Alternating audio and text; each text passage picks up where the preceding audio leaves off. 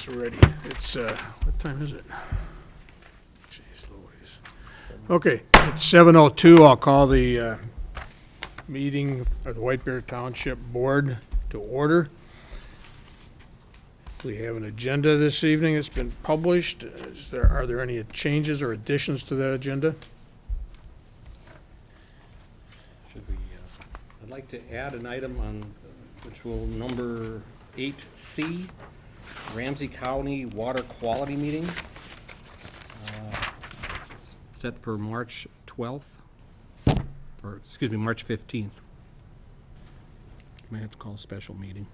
Okay, so the action item is to call a special town board meeting for March 12th, 15th, excuse me. March 15th Yes. at 9 a.m. at the Ramsey County Public Works Building. And the reason is, or the purpose is for board members to attend a Ramsey County meeting about what is lurking in your water. That's correct. Okay. Is there a motion to that effect? So moved. Is there a second? Second. Okay, those- Mr. Chair, the additional items on your supplement technically need to be added tonight as well. Okay, you want to put all that under one motion then, items A and B? Yes, I'll make the motion, amend my motion to include item 8A, which is Public Works Employee, and item 8B, closed session about labor negotiations, and then 8C, as we just talked about, in the supplemental material. Okay, and I'll ask you if you. And 7H, 7H. 2, entertainment proposal, Township Day. It's all on the front page of the supplement. Too many supplements. Okay. And add item 7H, H2. H2, excuse me. Okay. So we have 4 items added to the agenda. Motion's been made to add those. Is there, Ed, do you maintain your second? Yes. All right. Those in favor, please say aye. Aye. Aye. Any opposed? All right, with those additions approved, is there a motion to approve the agenda as modified? Motion to approve the agenda as modified. Is there a second? I'll second. Those in favor of approving the agenda, please say aye. Aye. Aye. Any opposed? That motion passes. Item 4 is to approve the minutes of the town board meeting of February 1, 2016. Are there any corrections? If not, is there a motion to approve those minutes as submitted? So moved. Is there a second? Second. Those in favor of approving the minutes of February 1, please say aye. Aye. Aye. Any opposed? Is there a motion to approve payment of the bills? So moved. Is there a second? Second. Those in favor of paying the bills, please say aye. Aye. Aye. Aye. Any opposed? All right, the next item is number 5. That's a consent agenda. There are 6 items on that. Steve, would you read those, please? Yes. Consent agenda item 5A. I'd recommend approval of, based on town financial officer's review and recommendations, approve the 2016 fire service contract addendum in the amount of $227,567 and authorize execution by the town chair and town clerk. Item 5B, call a special town board meeting for Monday, March 14th, 2016, beginning at 10:30 a.m. at the Ramsey County Courthouse. Item 5C, based on town finance officer's review and recommendation, adopt the resolution declaring official intent to reimburse expenditures. Item 5D, call a public hearing for Monday, March 7th, 2016, at 7:10 p.m. to amend Section 7-4- airspace zones and 7-5- land use safety regulations in airport hazard area of ordinance number 35. Item 5E, based on staff review and recommendations, approve the disposal of surplus town equipment at a State of Minnesota surplus services auction as outlined in the staff memo, with proceeds being deposited into the general fund. And item 5F, receive the construction activity report. Make a motion to approve those consent items. Is there a second? Just one thing, I'd like to see staff ask under 5A that the fire chief for White Bear Lake we schedule him for a exec meeting so we can get an update on the services. And the last report we got was only dated 2014, so I'd like to see something a little more current. Be glad to. Otherwise, I'll second the motion. Okay. There's no further discussion. Those in favor of approving the consent agenda as read, please say aye. Aye. Aye. Any opposed? That motion passes. Item 6 on the agenda is old business. There is none, so we'll move to item 7. And item 7 is a public hearing to be held at 7:10. We have about 2 minutes to wait till we get there. Let's see, the next two items, B and C, are presentations that I suspect will take more than 2 minutes, so why don't we just wait here?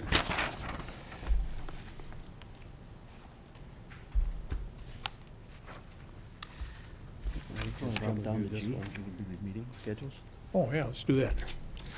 Okay, let's go to item number 7G. We have 2 meetings to reschedule. The first one is the February Board of Audit and Executive meeting. Bill, you want to reschedule that one? Yes. At this point, the Board of Audit is scheduled for a point of time where the finance officer won't be in the office. We're recommending that it be rescheduled to Friday, March 4th Okay, at 11:55. at 11:55, okay. Excuse me, March. Unless there's another day that works better. I will be unavailable on March 4th. Just go ahead and schedule it on me. Option 2 is to pick a different date. What date would you be available? Well, now let's look at that. How about you, Ed? Is that, It doesn't matter. okay. Yeah, I really am, if we can move it beyond March 7th, that week, later in that week, I'm in town.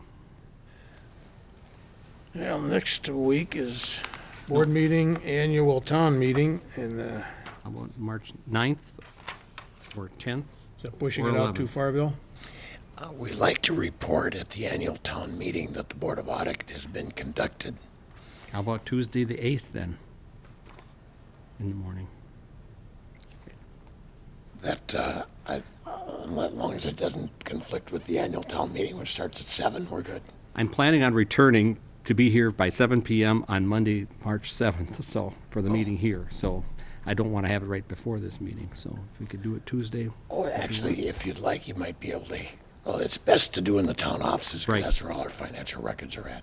If you'd like to convene a meeting at, say, 6 PM on the 7th, either 5:30 or 6 at the town offices, we could conduct it then. On the 7th? Yeah. Yeah, because that's not a real long session. No. Yeah, why don't we do that? Would that work for you, Yeah, Ed? that works. Okay. 6 PM, Monday, March 7th. That works.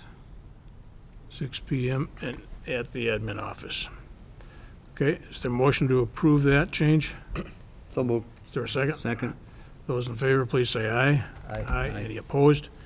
All And right. now, the exec meeting does not necessarily have to have the town finance officer present for the other items, so you could keep that on Yeah, the agenda. right. Okay. So we're just rescheduling the audit, Board of Yep. Audit. Okay, and then we have a conflict with the May, well, let's see. The May Executive Board meeting is Memorial Day weekend. So do we want to avoid that? Kind of think we do. It's Friday of that Memorial Day weekend, So it's scheduled for the, 27th, I believe, no, 27th, March, oh, May. May 27th. And should we reschedule that to the week before, May 20th? Sure. Ed, does that work for you? Yep. Is there a motion to that effect? A motion to change the exec meeting for May from May 27th to whatever Friday that was before that. May 20th. May 20th. Same time, same place. Okay. Is there a second to that? I'll second. Those in favor, please say aye. Aye. Any opposed? All right, so we got item 7G taken care of, and I think we're back on schedule. So we're, public hearing scheduled for 7:10 is regarding the Tamarack Nature Center request to, for a conditional use permit to allow a conference room addition. Want a motion to waive? So the hearing notice has been published. Is there a motion to waive the reading of that? So move. Is there a second? Second. Those in favor, please say aye. Aye. Aye. Any opposed? Is there a motion to open the public hearing? Motion made to open the public hearing. Is there a second? I'll second. Those in favor, please say aye. Aye. Aye. All right, let's see. Tom, is this yours? I'll take Okay. this one. It's a request for a conditional use permit, a modification to an existing or issuance of a new conditional use permit for Tamarack Nature Center, up off of Otter Lake Road, just south of County Road H2. They've been working on some updated master plans, some significant site changes they're considering. Those we'll be seeing here in the next few months. But currently they're looking at a small addition of a conference room on the northwest corner of the building. It's 263 square feet in area. And they're also looking at modifying the entryway a bit to provide better access and better handicap access to the existing Tamarack Nature Center building. Tamarack operates under a conditional use permit, so any modifications to site plans or buildings out there do require approval of a new conditional use permit. And that was reviewed by the Planning Commission at their January meeting and was recommended for approval of the conditional use permit.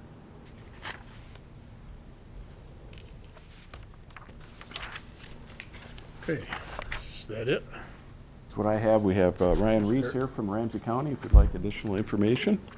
If you would like to identify yourself and give us your presentation. Sure. Mr. Chair, members of the board, my name is Ryan Reese. I'm a project manager with Ramsey County Parks and Recreation.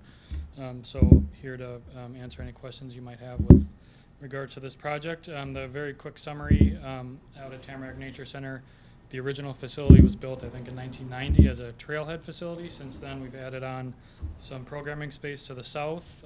Last year, we built a preschool on the north. We've added a garden house, some more nature play areas. The services that we've been able to offer have resulted in an increase fivefold in the number of visitors out there in the last 6 years. Through all of this growth, we have not grown the administrative spaces out there. So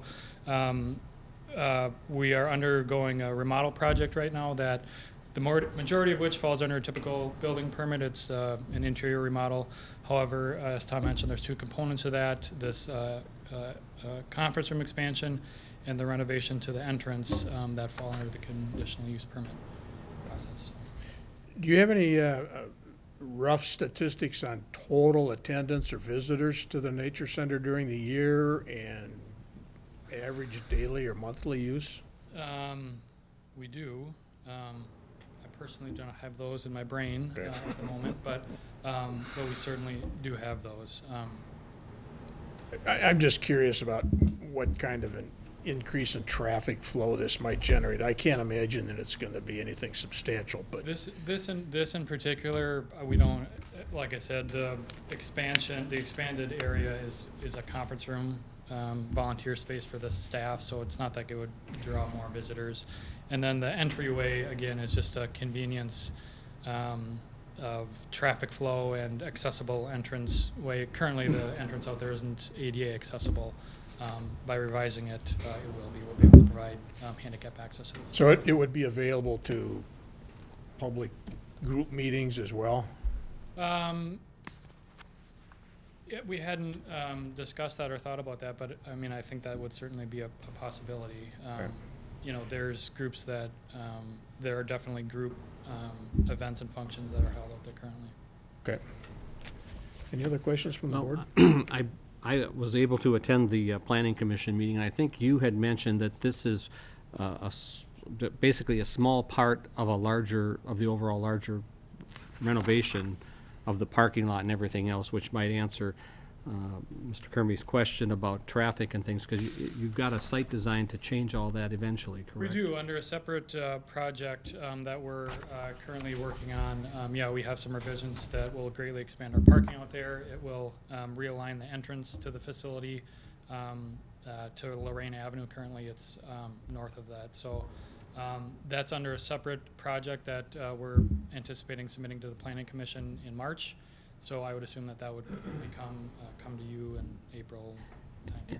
And then to this building that you're talking about, this addition, are there other plans for expansion on that particular building in addition to this little addition you're doing now?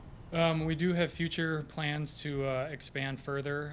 The funding cycle for that next phase, I believe, is 2019-20 timeframe. So as Tom mentioned, we've been going over our overall master plan revisions to that, and there are currently plans for future expansion.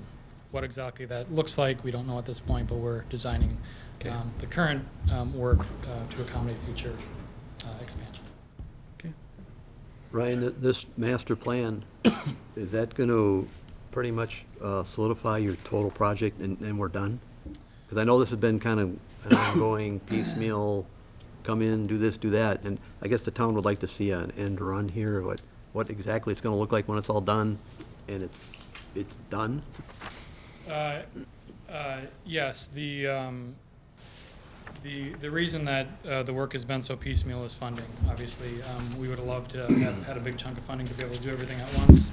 Obviously, that's not. Well, I understand that, but I guess we'd like to see at least what the projected finished product's going to look like, even though you're going to have to gradually get there. Yep, and the next phase that you'll see will have that in there. We'll have the work identified that we're planning to do now in terms of the parking lot, but we'll also show the future buildings on the footprint of the site. Okay, and then are you guys looking at any kind of in and out turn lanes when you redo the parking lot? It's been, that's been discussed. I'm not the project manager for that next phase, but I know that's been a topic of conversation as to. Yeah, 'cause I know it's getting a little more congested there, and it's. Sure.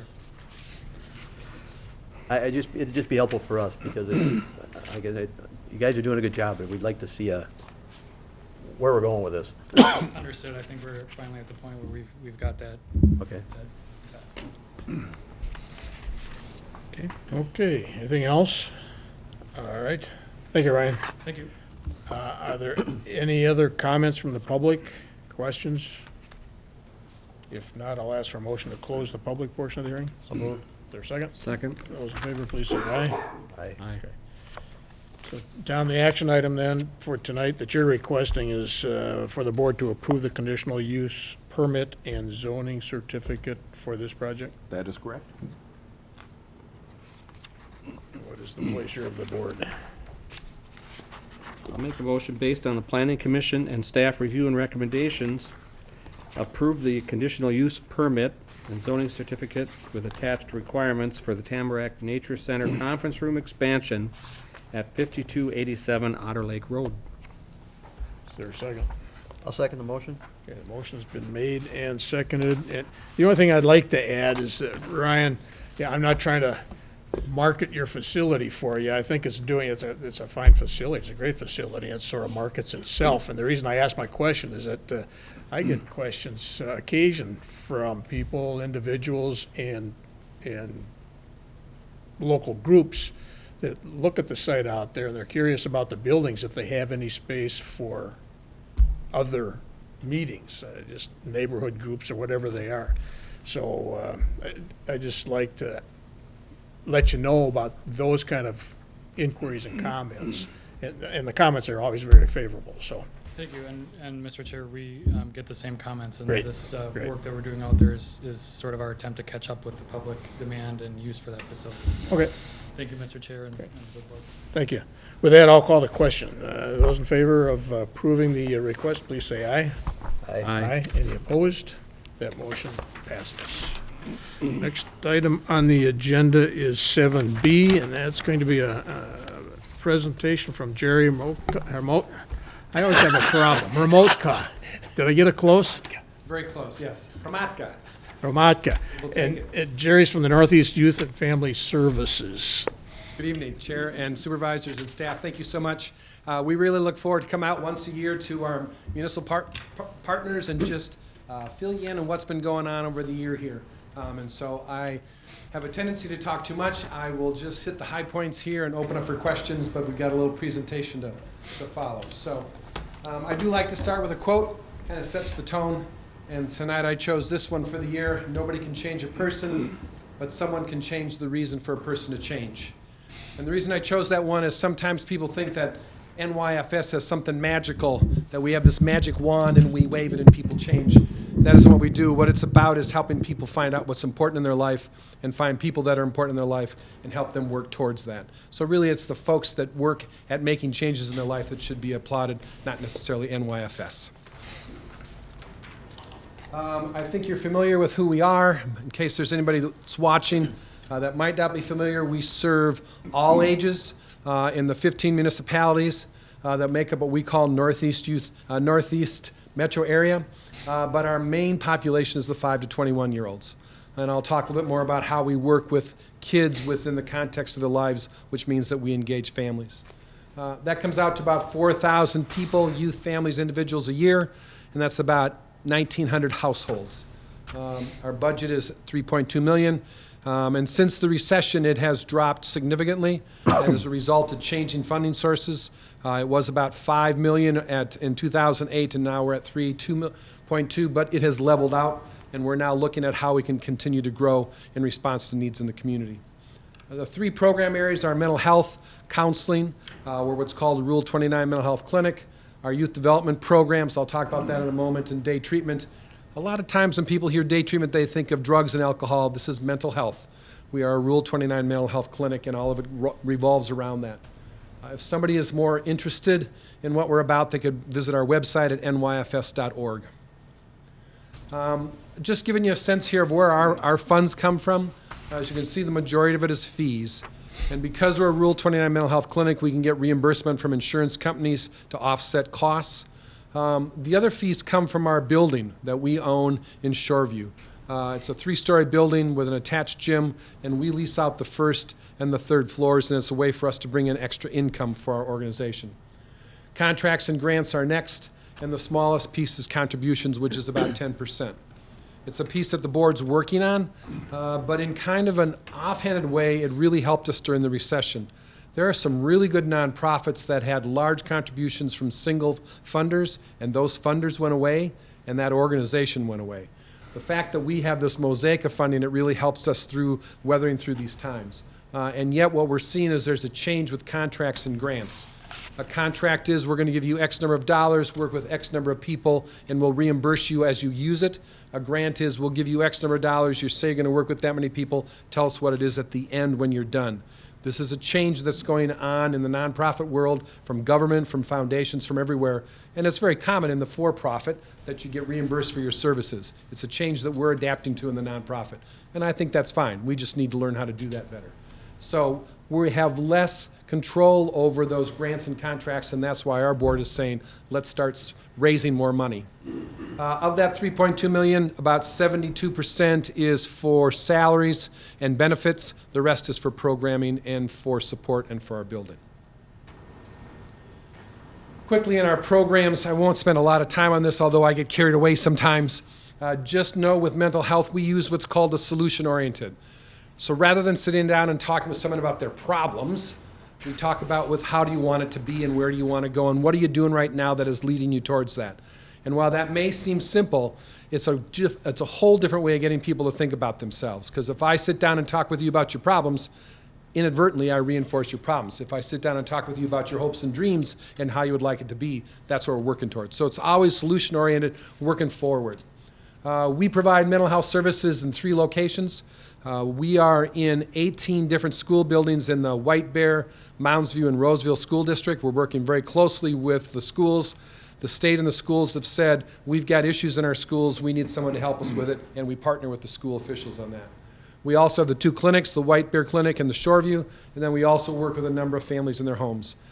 What we're trying to do here is we're trying to prevent barriers. I mean, it's hard enough for people who have mental health issues to get counseling, so let's get over those barriers and make it easier for them to get the help they need. In youth development, it's the three main programs of diversion, out of school, and senior chore. Diversion is how we got started 40 years ago. It was working with kids that are low offenders. And what we're finding is there's two groups of kids that are coming through. Those who, in the course of growing up, have made a dumb decision, being in the wrong place, wrong time, doing something wrong. But there's a whole nother group, and it's about 2/3 of the kids we're seeing that I'm calling adolescent angst. And they're coming in and they are mad at the world. And it's played out in the way that they are then being a criminal behavior. And we got to find out what they're mad about, because if we just tell them to quit it, they're just going to find a better way to find out how to deal with their anger. And so we're really working with them and their families, and we're working with them in a positive way. I don't know if you remember, a long time ago there was the whole just say no to drugs. Just saying no didn't work because we weren't helping kids say yes to something positive. And that's what we try and do with all of our youth development programs, again, is what are you interested in? What do you want to be when you grow up? What are you good at? Sometimes they don't even know. And so we're trying to expose them through things. I won't talk about out of school much. We do that with our Roseville school partners. Senior chore is another big one for us. As you know, our senior population is growing, and the state's answer to that is let's keep them living in their homes as long as possible, because we know that it improves their quality of life. What we do is we match up youth and adults with the seniors to do their routine chores so they can stay in their homes. They can't rake anymore. They can't vacuum. They can't shovel snow. They can't get up in a ladder and clean gutters.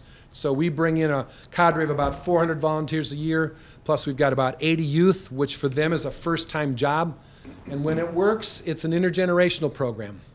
I remember I tell a story of doing a service project with Diversion where they were going to go out and work with a group of seniors on a Saturday for a cleanup. And the kid was grumbling at 9 o'clock in the morning.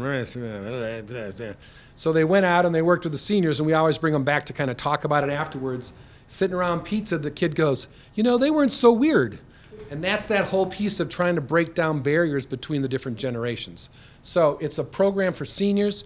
It's a program for businesses because they can have their employees volunteer. It's an employment program for the adults and the kids that work there, and everybody wins in the end. It's a great program. The challenges are going to continue to grow on that, and I'm going to talk about it in just a moment. So what we're trying to do with all of our youth development is the four things. You got to have those to be successful as a kid. You got to have a career. First of all, you got to have an education. You got to have some sense of what you're going to go and what you're going to be interested in. What we hear and what we see in the research is if you're in middle school and you've got a sense of what you want to be when you grow up, you got a better chance of graduating high school and doing something after. It doesn't have to be college. It can be trade schools. We got great businesses that are going, we need tradesmen.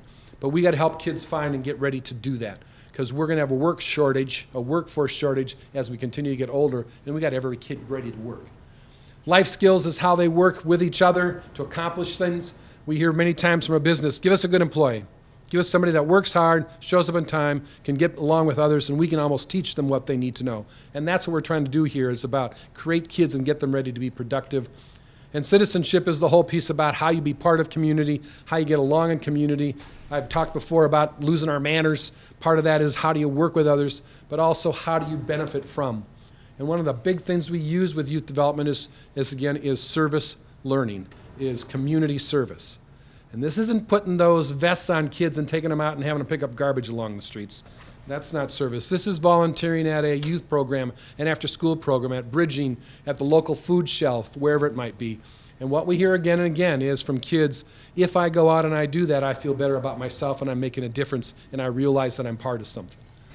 Finally then, day treatment. I'm just going to talk about it quickly. These are kids that if they weren't with us, they would be in residential care somewhere.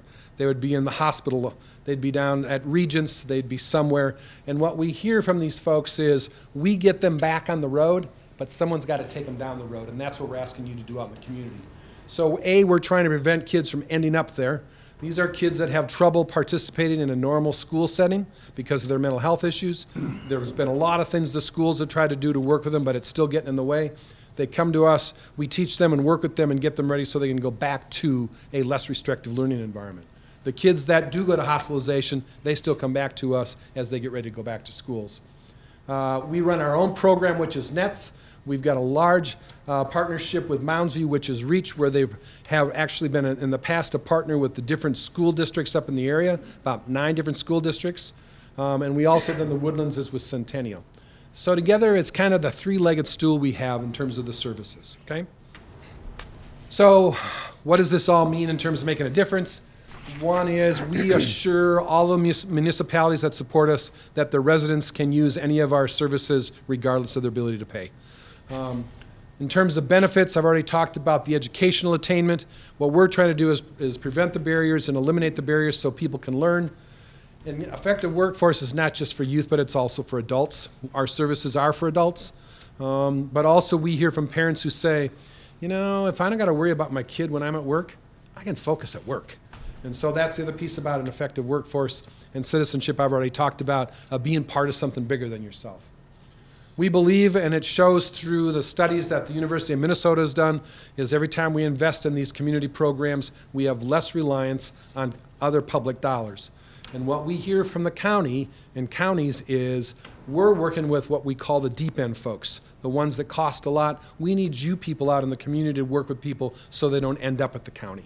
And so that's the way that we're trying to do, is reduce limited dollars and more demand on those limited dollars. The other piece, and this is very important, there is something unique about this partnership, and I hope you understand the 15 municipalities. I haven't heard of that before. And when we talk with foundations and other places where we need to have matches and talk about this, people stop and they look at that and they listen to it. So sometimes we need to have a matching grant from the state, and so we use money there. Sometimes it's from a foundation. But just be able to say that there's these 15 municipalities that work in partnership, it stops people and it turns people's heads. And finally, the one I don't put up here, but you know, is problems don't stop at borders. It's not that just what stays within the township stays within the township. People come and go, your folks go, and it's again something about these 15 municipalities in the Northeast metro area that are working together. Let's talk dollars and cents. Trying to give you a bit of a sense here between 2014 and 2015, knowing that things change every year. Again, when you look at those numbers, think of those in terms of households, not individuals. We don't work with people alone, we work with them within the context of their lives. So 38 households in counseling, 5 in diversion. You can see that about 62 households in 2014 for a dollar value of $47,000. And what the contract, the agreement we have with you folks is $31,000. There was a non-contracted there that's rather insignificant. It went down a little bit in 2015. And I even looked into 2013. In 2013, the total was about 58 households for about $42,000. 2015, 56 households for $33,000. And you can see some things went up. We had some more diversion kids this year. There's the senior chore program growing. Counseling was down a little bit. And so every year it fluctuates a bit. The other part I'd pay attention to is the fact that we're continuing the decrease, not degrease, that's what you do when you're cleaning the kitchen, the decrease of your contributions from 40,000 of a high when we started this in 2012. This year's 27.8. Next year it'll be about 23. And so we're getting about that point where we think we're starting to level out with all the municipalities that we serve. We thought we'd get there about 2017. I think we're on target for that. That's a sense of the investment that you have. So for an investment of $27,000, we were able to bring in $33,000 with the programs. Okay. Here's what we see going on, and I'll be quick with this. Just be aware that unfortunately we're not working ourselves out of business. We see more families and more kids and more adults with more complex issues. And the two that we really are seeing is this idea of trauma. Trauma used to be that it was some major event, or we know about trauma with regards to veterans that have come back from war. What we're starting to see also is that trauma happens in a series of events. I mean, Oklahoma City, if we think about that, that was the first time that we had some terrorism, and then we had 9/11, and then San Bernardino, and it's getting to the point where people are freaking out a little bit about terrorism in our communities. That's an example of trauma. The other part that we're seeing, unfortunately, with kids, and the people who are a lot smarter than me have figured this out and how they can look at it and they can actually measure what's going on in the brain. But what we're seeing is kids that grow up in homes and situations and communities where there's a lot of stress and not a lot of support, they don't develop as fast and as well. There was a recent study in the Star Tribune about quality of life and longevity of life. And if you are below medium income, your life expectancy is like 72 years. If you're above median income, your life expectancy is 80 years. They're talking about that. It has to do with the quality of life and the longevity of life. What they're seeing is trauma has an impact on kids where they're coming to school and having trouble being in school and learning because of the things that are going on in their life. That's what we're trying to deal with.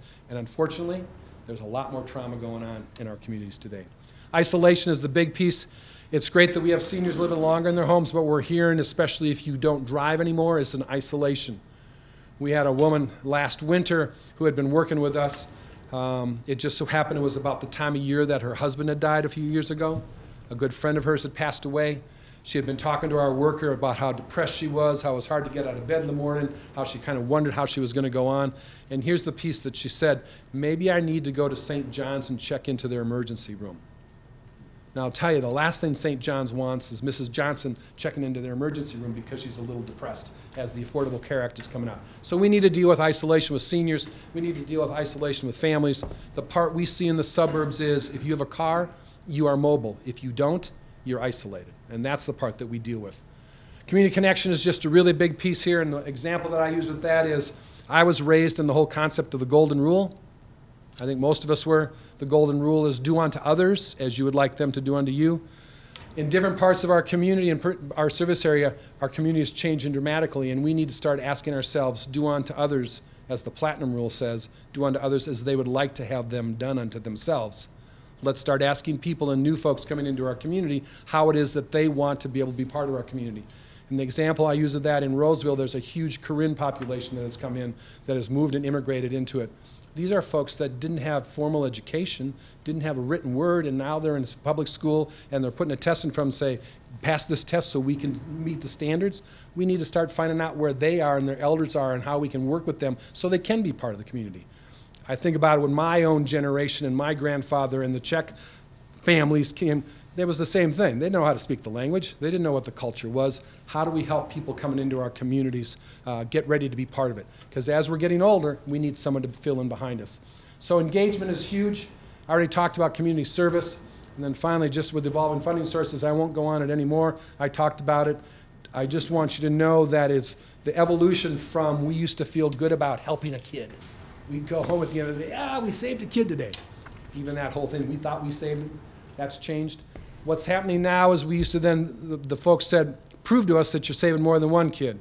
Then it was, prove to us that you're doing good stuff and how you measure that.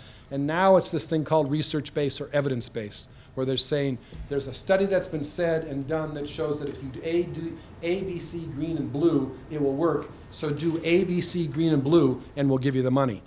That's great in a study, but you know that people are different and you got to change it a little bit. We're trying to deal with that and how we're going to deal with research-based. Because what we're trying to do in our business is we want to know that we're doing better and we have better impact with fewer dollars. Because that's the challenge with nonprofit these days. Finally here's some of the trends. We are changing our models. We now have, and I won't talk a lot about it, but we now, as I talked about therapists, we've got a school district that says we want the therapist in the building all day. Not just when they're seeing kids, but all day, and we'll help pay for that. So that they're helping with teachers, they're helping with parents, they're helping with whatever. That's that embedded model. Diversion Plus, what we're doing is in trying to help kids say yes to positive things. We've got a thing going on right now with Land O'Lakes where their volunteers are coming in and we're connecting kids with these adults. And it's this whole part about being around a nutritious adult. Fundraising is a big piece. Our board has finally said it's time for us to be involved. This is our 40th anniversary this year, and so we're doing a lot about putting that into it. And I know that the word mayor's up there, and I should also put chairs challenge. But our board said we'll be involved. Let's get a golf tournament going. This will be our second year on June 13th. Comcast has been a big partner of ours. And I would invite you folks to be involved in somehow. I think it would be kind of fun if we could get some, and this is the board's thought too, get some friendly competition going on between our different municipalities. But it's a way for us to raise money and have a good cause. And finally, since 2008, when the depression or recession hit, what we try to do is save services as much as possible, so we cut back office support. We've leveled off. We're at this $3 million, and now it's time for us to grow. And so what we're doing is we're building up our administrative support so we can go out and we can start doing it. And we also just recently refinanced our building. We broke ground in 2008 on a capital campaign, November of 2008. If you know what happened after that, bottom fell out of the fundraising market. And so we have about a $2 million debt that's we're carrying on our building, and we just got it refinanced for 2.91 for the next 5 years. Why I say that is we're trying to be good stewards of our services and of our resources. So, this is the partnership, and you can see yourselves there, White Bear Township. There's the school districts, the three main ones we work with. I already mentioned Mounds View, Roseville, and White Bear, but the others that support us. When you see those collaborations, it's not just a name. We're involved in those. I'm the co-chair of the Roseville Rotary Taste of Rosefest. I mean, we're rolling up our sleeves and being part of it. We've worked forever with the faith community, and the one that we're starting to do now is businesses. And here's what we're hearing from businesses. A, we need to be involved. We can't just sit in our offices anymore. We got to get out because we want to connect and we want to attract workers. But B, they have young workers that are coming in that are saying, this is a great place to work, but what are you doing in the community? This is a change. The young folks of today realize the importance of community, and so they are kind of forcing businesses to go out and do stuff in the community to be a part of that. This is all the partnerships that are coming together. We're just one of those that bring them together. So, sorry for the lengthy report. I only get you once a year, so I tell you as much as I can. I'm open to any comments or suggestions or questions you might have. Okay. Any questions from the board? Sure, I guess I'm kind of curious, especially with kids now, is how you guys deal with the interaction with social media. I mean, social media seems to be creating so many problems that every kid can come in there isolated because they got their face in their phones all day. And there's two parts to that. One is that what used to take and I'm missing the words here, something would happen, it would take a long time for the word to get out to people. Now it's instantaneous, and what we're dealing with are things that are going on outside of our programs, coming into our programs because there's stuff been going on. So the communication is instantaneous. It is with anything, and people don't like hearing this, but it is with anything. There are some people that use it appropriately and are connected as a result of that. But by the same token, there are people that's all they do, like you said, is they're just stuck in it. So I think that's the piece when we get back to life skills. How do we teach people to use it appropriately?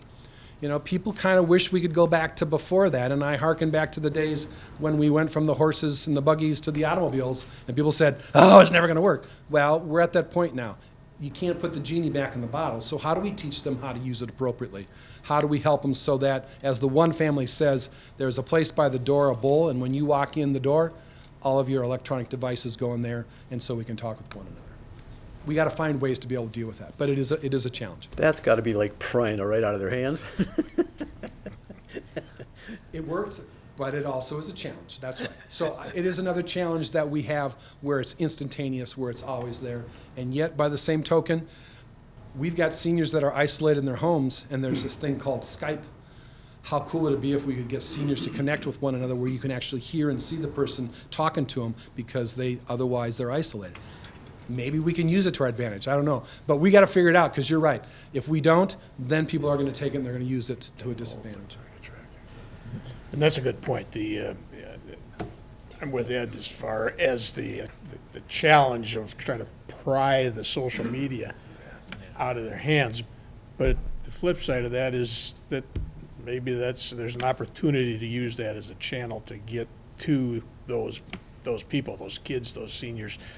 Skype example that you have. So Just things one cut more. both ways. We had a kid that was really good with Apple. We had a senior that had just got an Apple computer, didn't know what to do, and so his community service was to work with the senior to help him understand how to use his Apple computer. Sure. Now that's using it pretty cool.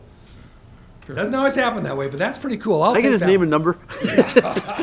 Well, and that's what we're talking about. How do we start giving kids opportunities? We don't want to get into Geek Squad because we'll have, Best Buy breathing down. But how do we take these kids and what they're good at and help connect them with people who are trying to understand it? I think that's the challenge and the question rather than how do we pry it out of their hands. How do we get it so that they use it appropriately? So, but thank you for the question. It is a concern. And families are Ed? worried about it too when they're sitting around the dinner table and everybody's got their nose in their laptop and on there. But, we do it as adults as well. Ed, any questions? Sorry. Steve? I'm Steve from Steve? Steve, the other Ed. the other Ed. I'm Sorry. just curious, of the people that you've helped over the years, number one, how has your staff changed? And number two, I know you gave us examples of success stories of the youth that have passed through, but have any of the people that passed through joined into services such as yours? Ooh, boy, those are two great questions. I'm hoping, as the president and CEO, that we're having people who want to continue to work for us. And we have a pretty good track record of people sticking around. The day treatment program that I talked about, if you can imagine, every day throughout the year, other than breaks, you've got a group of kids that are coming that are having a hard time. The turnover rate for those staff are basically non-existent because of the culture we create. In terms of people, I do hear some folks that say, I would like to get in the business, and having been in the business for 40 years, the piece of advice that I give to them when I talk to them about it is make sure you know what your issues are and why you're getting into it, so we don't have a doctor healing thyself. I mean, I got into youth work because I was a rebellious young man, and I had to realize that and get over that. Otherwise, it was my stuff I was trying to work out as I was working with kids. Once I got over that, I've been able to be here for 40 years. So, yeah, you know, we need people. What we really need is, and there's a short, I won't get going. We need counselors. We need psychiatrists. Right now, there's only like 2,000 child psychiatrists in the country. It's a huge issue. But we're getting there. We'll keep going. I'm sorry. Great questions. Okay. Anything else? Nope. Steve, Ed? Now, we've had an agreement with you for a number of years, so the basic action item that we're looking for tonight is for the board to authorize or not, continuing that agreement for 2016, and also to provide a contribution. And we've been following a formula over the years, and it winds up, we'll see about a $3,000 reduction from last year. I think this year we're looking at $23,744 for the township's allocation. Okay. Yeah, and just to add to some of the comments, I've seen some of your services up close and personal, so there's qualified assistance and services provided. And I personally, I would say it's cost effective based on the numbers that you've given us here and that we're reviewing. This year for the 400 plus hours, that works out to a little bit over $60 an hour. And I don't know where you'll find that kind of pricing schedule for this kind of service. So it's well worth it. And it's good to see the range of services. You cover the entire community, from the 5-year-old to the returning vet to the troubled teenager to the senior citizen. So we're covering the township, just like you are covering any other community. So unless there's any other comments, I guess I'd ask the board if you, what your pleasure is to authorize. Oh, I'm sorry, there's one more question. I think, let me ask the attorney, there's one question about making sure the township is covered under their insurance policy. Right, and I've just been handed the insurance binder, and you're covered. Okay. With that, Thanks, Bill. Good timing. based on the town finance officer's review and recommendation, I vote to approve the agreement with Northeast Youth and Family Services for the year 2016 and authorize execution by the town chair and town clerk for the sum of $23,744. Okay. Is there a second to the motion? I'll second it. Motion's been made and seconded. If there's no further discussion, I'll call that question. Those in favor, please say aye. Aye. Any opposed? The motion passes. Thank you very much, Jerry. Thanks, Thank you, Jerry. folks. Appreciate it. I'm just going to take this apart. Okay, let's go on to the next item on the agenda. That is 7C, and it's a White Bear Lake Conservation District presentation. Brian, you're going to give that to us. If you would introduce yourself to the audience, please, I and will. where you're coming from. I'm Brian DeSmit. I live in White Bear Township, and I'm one of the two representatives on the White Bear Lake Conservation District Board for the township. Diane Longville is the other representative, and she was unable to make it tonight, but I know that she likes to come and visit with you folks. What I want to do, I don't necessarily have a presentation as such, but I wanted to update you on some current activities of the Conservation District Board, and then take any questions and input that you might have. Last night at the Conservation District Board meeting, the board passed a motion to continue being the fiscal agent for an infrastructure project, with the, I guess, the caveat that we would have the opportunity to review and consent to any legislation that was passed. And if we didn't like what we saw in that legislation, that we would step back from being the fiscal agent. And I guess, in my opinion, we've allowed that process to move forward because a fiscal agent is necessary in order for a piece of legislation to get passed and get bonding money from the state. So by continuing our willingness to be the fiscal agent, we've allowed that process to move forward. But again, we have the opportunity to back away from that if we don't like what we see in the legislation. And from my perspective, as a board member and a representative of the township, I want to make sure that that we don't get too far ahead of our communities. And so we've been going around and meeting with the various communities to try to get input from them to make sure that we don't do that. I'd hoped to meet with you before the meeting, but your meeting got moved, and so I'm here tonight. But again, my opinion is that if we see something in the legislation that we don't like, then we can back away from being the fiscal agent. And actually, at the board meeting last night, we heard from Senator Uyghur, who said that he was going to be the chief proponent in the Senate, and he would pull the bill if he didn't, if for whatever reason we didn't want him to push forward with the bill. Another thing that Senator Uyghur said that I think is important is his criteria for the project is that it's affordable, sustainable, and that it has the support of the communities.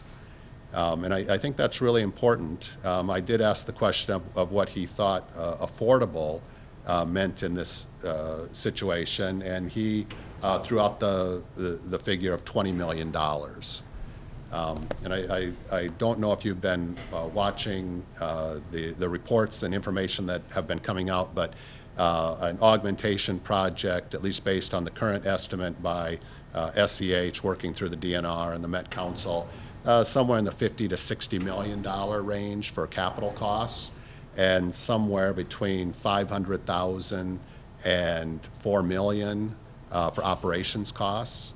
But I did attend the White Bear Lake City Council meeting a couple weeks ago, and the concerns that we heard from them is that the Conservation District Board isn't the right entity to be the fiscal agent.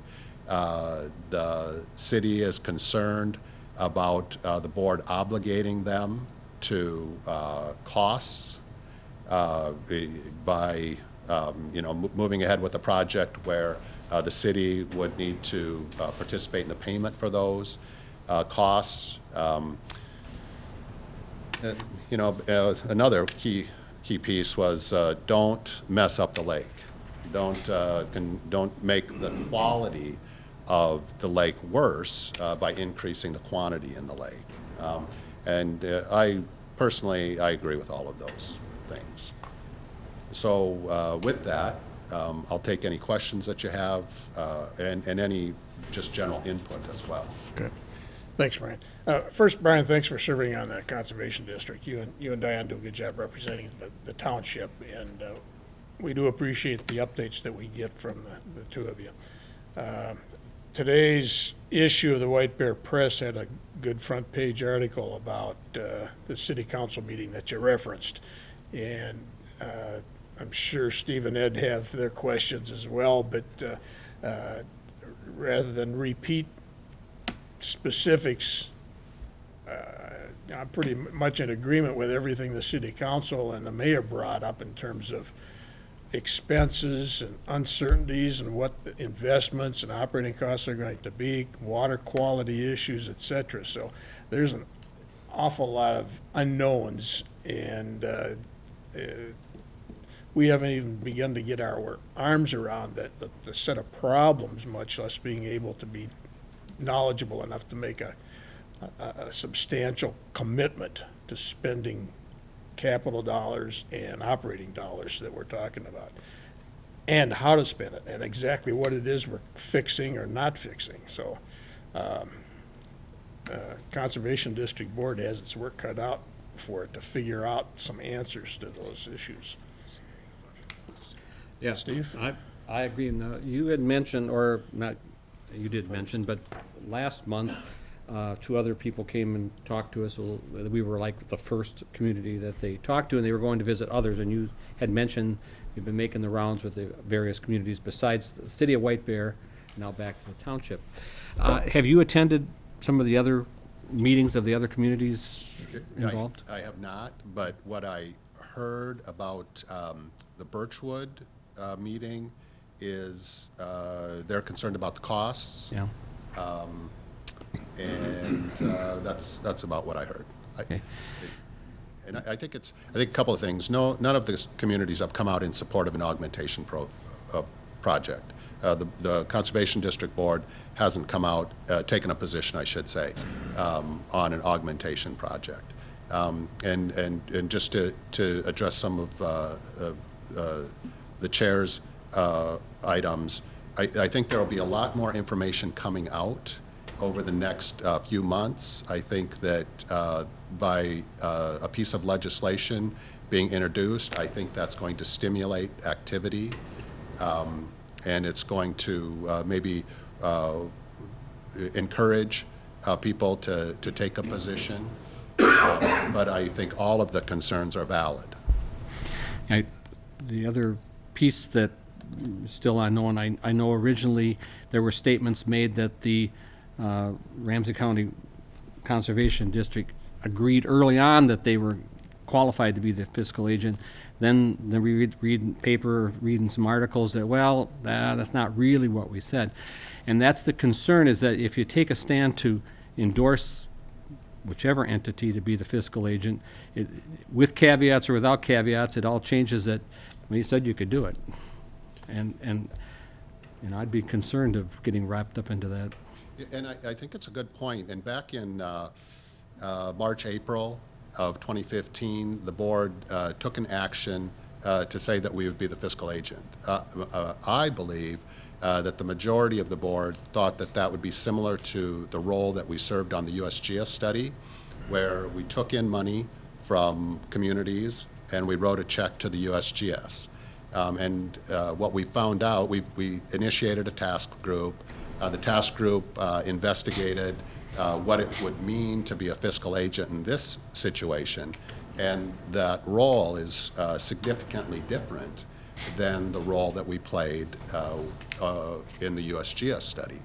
And in this situation, we would own the facility, and we could lease that out, try to find somebody to operate that. But that's something much different than the Conservation District Board has ever done in the past. And so I think it's a reasonable concern if the Conservation District Board is the right fiscal agent. So Ryan, there was some talk a while back also that because this is kind of a daunting project for you guys to try to control, that there was maybe a discussion that there would be a joint powers agreement with maybe another partner.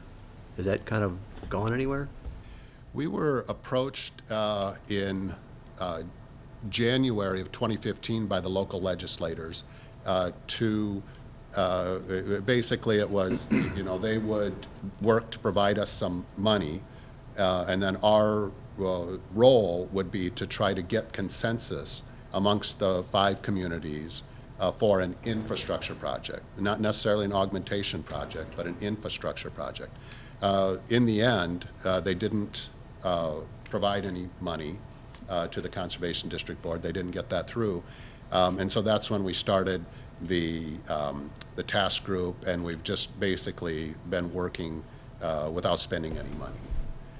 But I think that in hindsight, that's probably it's a pretty important piece, because my sense is that the communities may think at least this is something that we heard at City of White Bear, is that the train's moving and they're not sure they're on it, or that they're being that their participation in the project is, or in the process is limited, and that's a problem. And I think that's a problem as well. But there are a group of people that are pushing to get an augmentation project moving, and so we just at some point we'll need to respond to that. It's interesting to hear your comment from January of last year describing the project as an infrastructure project, not necessarily augmentation, but infrastructure, and provide fiscal aid and services for that. And that's hits the issue right on the head of just what exactly is it that we're talking about trying to do? What's an infrastructure project? Well, over this past year, it sounds like it's been defined as augmentation, but maybe not. And that's what anybody would have a problem with, trying to figure out and support, financially or otherwise, that kind of vague activity.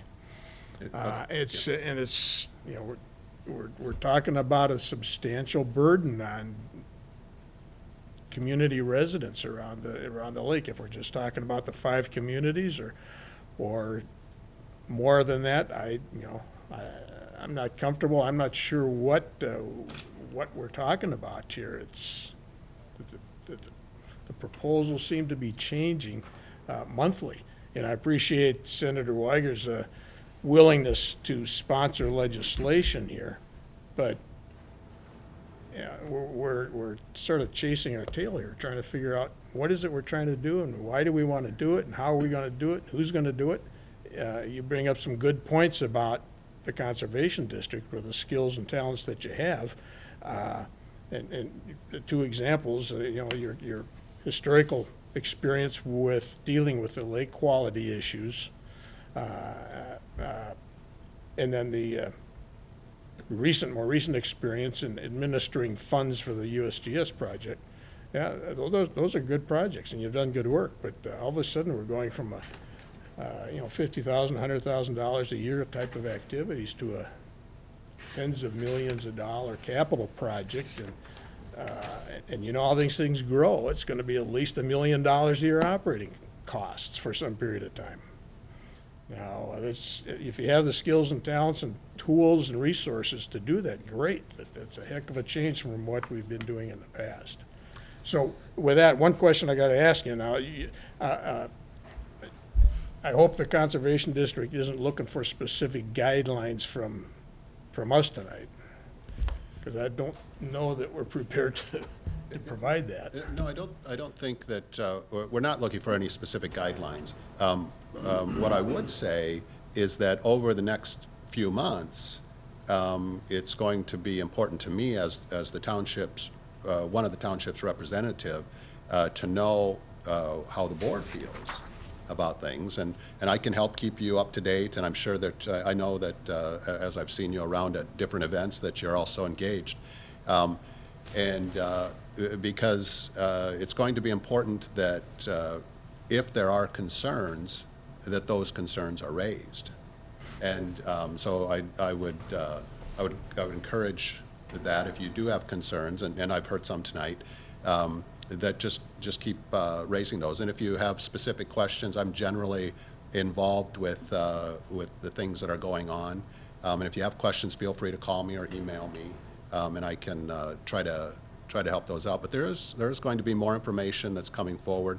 I think one big piece is the current USGS study, and unfortunately, that's not going to be out until August, September of the year. And so, to your point, spending X millions of dollars on a project that may or may not, from a science perspective, be the best option, that's a little tricky. Yeah. Okay. Well, yeah, I'm glad to hear those comments. And I think we'd be more than happy to spend time with you and Diane at almost any time, and for any updates that you have. Any more information, the more information we get, as we get it, that's what we're all gonna need, you and us, to establish some direction and make some decisions. Right. Okay. But the burning question is it your understanding or the Conservation District understanding that in order for funding to go forward through the legislature, did the legislators tell you that someone has to be that fiscal agent before they authorize any money? That's right. And so it goes back to that first question. You were looking for, just basically for an endorsement that that this group would be the fiscal agent? Is that what you're asking all these communities around the lake to do? No, it's not necessarily Necessarily that. It's more, we want your input. Yes. And to be honest, the input that we heard at the White Bear Lake City Council, which is very similar to yours, is valuable. We need to hear comments, pro or con to us being the fiscal agent. I think that, and so that's important to us. And I don't know that, I'm not asking the board to take any action other than to just be prepared over the next several months as the legislation starts developing, there may need to be decisions that are made Okay. or positions taken. Okay. Brian, what's your next stepping stone? What's next? I guess the next would be Senator Uyghur will introduce a bill, and When will that happen? I think the session starts March 8th, I believe, and I'm sure within a week of that it would happen. And so then we will get copies of that bill, and we'll see what it says. Okay. And I can tell you personally, and I suppose this is something that you may be concerned about as well, is, well, how much of the costs are covered in the legislation? And not only the capital costs, but other costs as well, project development costs, operations costs, if any. And then the second thing is the water quality. I don't think that anybody wants to increase the quantity of water in the lake and degrade the quality of the water in the lake. And so how the bill addresses those items are things that I in particular will be looking at. Well, I thought at one point we heard that the maintenance was going to be introduced as part of the funding with the capital improvement. Yeah, we've Now, heard. is that still the plan? Because otherwise, you're going to have to define how you're going to run this thing if you don't have the funding going in for this bill. Unfortunately, at the moment, I think that there's a lot of speculation going on. I can tell you what our understanding is that operation costs will not be covered by the bonding bill. That's our understanding. Now, there's a group, the Friends. So is that another way of saying the operating costs will be the responsibility of the local communities? The operations costs will be the responsibility of the local communities or, and I think one of you mentioned it, or whoever. I would imagine it's certainly the local communities. That's consistent with what the press article stated. But maybe the counties, maybe the state. Well- I think that's very undefined. I think the other thing that's not clear at the moment is, we've been hearing, I've heard on a few occasions, $2 per person per year or month or something like that. And I don't know that the math works on that. And I think that the other thing that's important in relation to operating costs, a lot of those costs are dependent on the treatment that's required to bring the water to a certain quality level that doesn't negatively impact the lake. And the more treatment that's required, the higher those operation costs. And I would imagine that those costs are going to be closer or going to be higher than the $500,000, which I believe is to take out the veligers or the zebra mussels. And I suppose that there's maybe going to be some phosphorus treatment required, but maybe some other constituents as well. And all of those work to increase the cost of the operations. So I think that's a very reasonable concern. And before a project would move forward. And I think, certainly from my perspective, before the board would continue being the fiscal agent, that we would want to see how those items are addressed in the legislation. Okay. Bill, the March executive board meeting is that's just a couple, 3 weeks away. It's probably not enough time to get much more additional information, especially from legislative actions, but can we put an update item on the April exec board meeting for Brian or Diane to, if anything has changed or been updated, just give us an update at that point? And what's the date? It would be in March, it would be the 25th. In April, it would be the 22nd. Do you think much would develop by the end of March? I think there's going to be a lot of Oh, yeah. interesting things happening in early March. Maybe that'd be a good time. Yeah, I'd say the March exec meeting makes most sense. March 25th, a Friday. Yep. Yeah. You know, Brian, I think you've pointed out along with everybody else that this is a moving target and everything seems to be shifting. What might be helpful at some point is if your group can at least share some bullet points of, as of this date, these are the things that we know, and share those, so we have time to think about those and consider them. Because, as you said, $2, yes, the Friends of White Bear Lake or whoever it was said, yeah, it's only gonna cost $2. I believe last month, someone from your group said, it's either 100% funded or it's off the table. Again, it's a moving target, and so for us, so we're not guessing as to what the target is. As of this date, this is what we know, or assume. And I think that's great, and we'll work to do that. And one thing I would say is that, there are 10 members on the Conservation District Board. And I don't know who came to speak with you, but I don't think it was someone from the Conservation District. No, it was not. Oh, excuse me, I'm off. Yeah, and that's all right, but I think the distinction is important because I think it's important. That's right, that wasn't So them. we're more than willing to keep giving you updates. The March 25th, I have a commitment in the morning.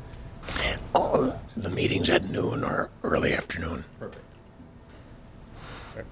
So I can plan to attend that if you want to communicate. Great. with me on that. I guess I did misspeak as to who was visiting us last month. It was the Friends of White Bear Lake, I Is believe. that who it was? But I think there's just a lot of information floating about. Okay, any other questions? Brian, thank you very much for your time and Yeah, thank you information for us. for your time and putting me on the agenda. All right, next item, 7D, Water Gremlin, the request for a permitted use standards permit. Tom, that's yours, right? That is mine, yep. Water Gremlin located just up the street here on, I'm sorry, Bill, Tom, before we go too much further, Bill, was there any other staff comments regarding Brian's presentation? Nope, I've had a chance to talk to Brian Okay. at length, and Chad would have commented if there were any issues regarding the lake level lawsuit, so we're I covered. assume you would have, but I just want to make sure. Thanks for I should asking. have touched that base, okay. All right, I'm sorry, Tom, go ahead, let's go. okay, Water Gremlin located on Otter Lake Road, now with a Otter Lake Road address, used to be a Whitaker address. In the process of a large site renewal, rejuvenation, modifications, adding parking, and things going on. That's a couple phase project. The first phase started last year, and the second phase will pick up again this spring when construction timing allows it. But they've got one small additional plan or project involved that wasn't included as part of that master plan, and basically what they want to do with this project is to exchange one of the existing exterior chiller units for a new one, and also add a second one at the same time. Those are proposed. The existing chillers are on the north side of the building of the eastern extension of the building. Whitaker is right up here. So this is the location of the chillers right now. They are located on top of a smaller concrete structure about 8 feet tall. In addition to changing the chillers out there, they would propose a 42-foot long by 8-foot wide addition, which would be between the existing building and the existing concrete chiller building here, so filling in that space. So it's a two-step project with the addition there and also with the change out of the chiller units. The addition itself, 42 by 8, would be 12 feet high, and the chiller units are situated on top of the building. They're approximately 8 feet above grade. The area where it is located is screened from Whitaker and basically screened from the public view by a fairly large wooded area, and there's no plans to change that wooded area. That will remain as is. So it does require approval of a permitted use standards permit. And this was something that was reviewed by the Planning Commission in January and was recommended for approval. Okay. And is that it, Tom? That's what I have, yep. Okay. Representatives here from Water Gremlin, if you have questions or comments. Yeah, I would ask if you guys have any questions. We have two representatives from Water Gremlin. If you have anything you'd like to add, please identify yourselves for the audience. Dave Zinschlag, Water Gremlin Company. I know that one of the questions that was raised was in regards to noise and the noise to the neighbors. There'd be no change or less, and currently that unit has internal pumps and motors, so less than 10 decibels on the lot lines, with the nearest being Rextigles to the east. Dave, that's 10 decibels that you decreased, or that's 10 decibels that are given out? Oh, okay. Because I had asked Tom today if he knew, and Yeah. So it's pretty quiet. So now you're replacing one chiller with a newer, more efficient piece of equipment? That's And the right. second new piece will be the same? No, well, the new piece will be actually similar to the other tower that is to the east there. So it'll be a similar unit. It's called the Marley unit, which is much quieter than the BAC, which we run during the summertime because that we need it for supplemental cooling.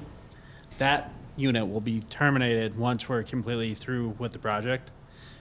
We'll have a changeover period this summer where we'll have to run the BAC still plus the Marley, so 2 towers.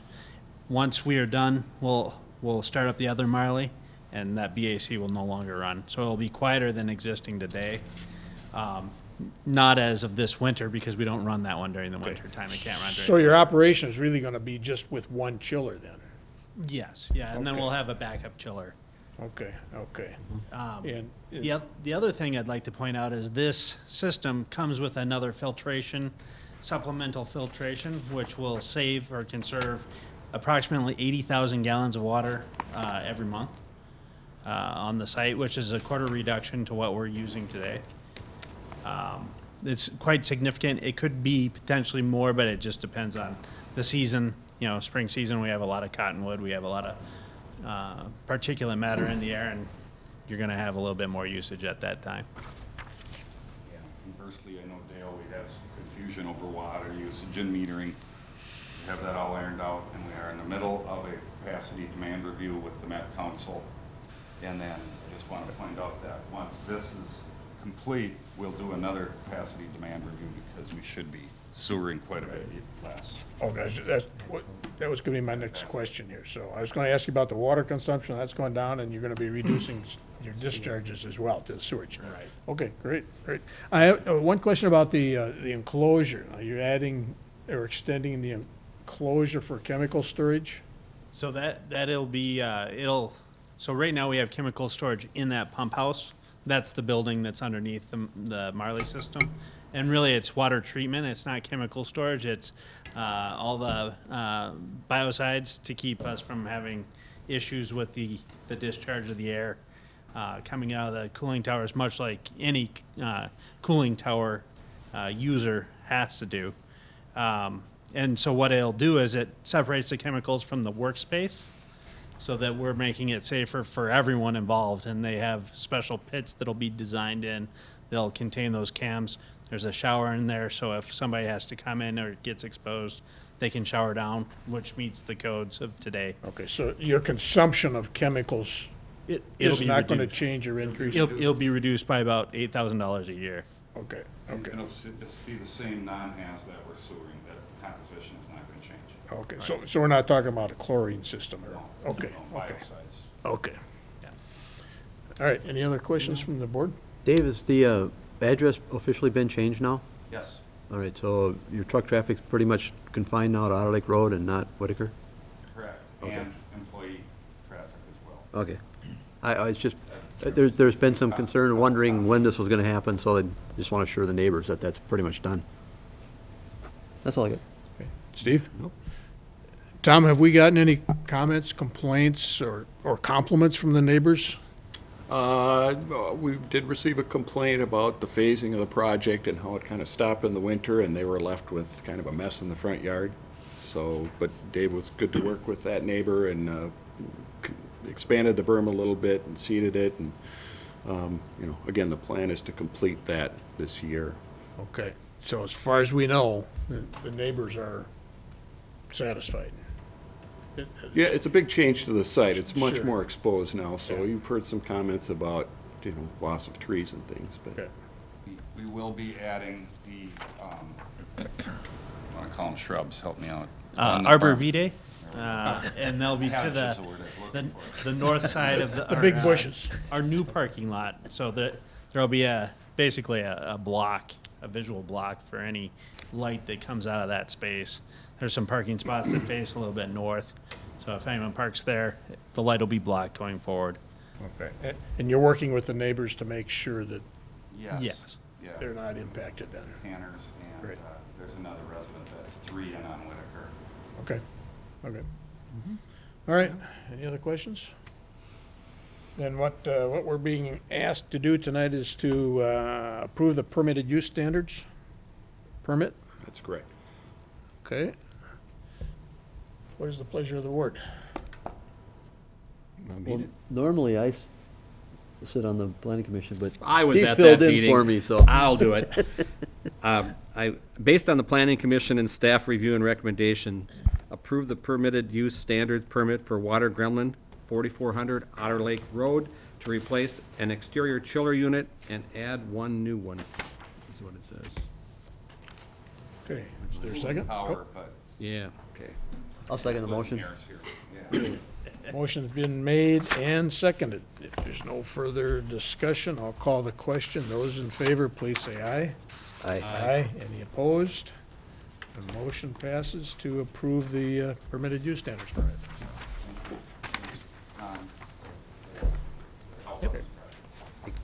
Thanks, Nick. Good seeing you guys.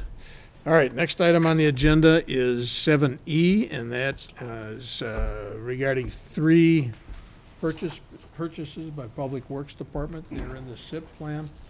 Dale, that's yours?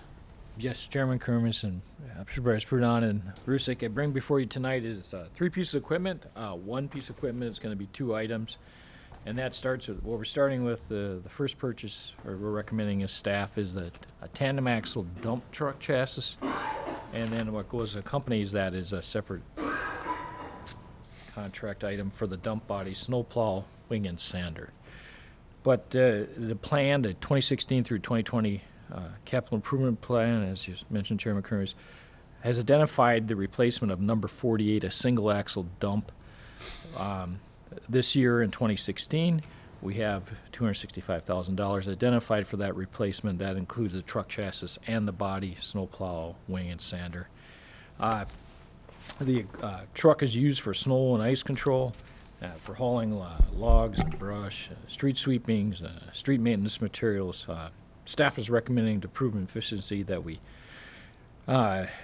purchase a tandem axle dump truck, and we had 3 trucks that met the specifications.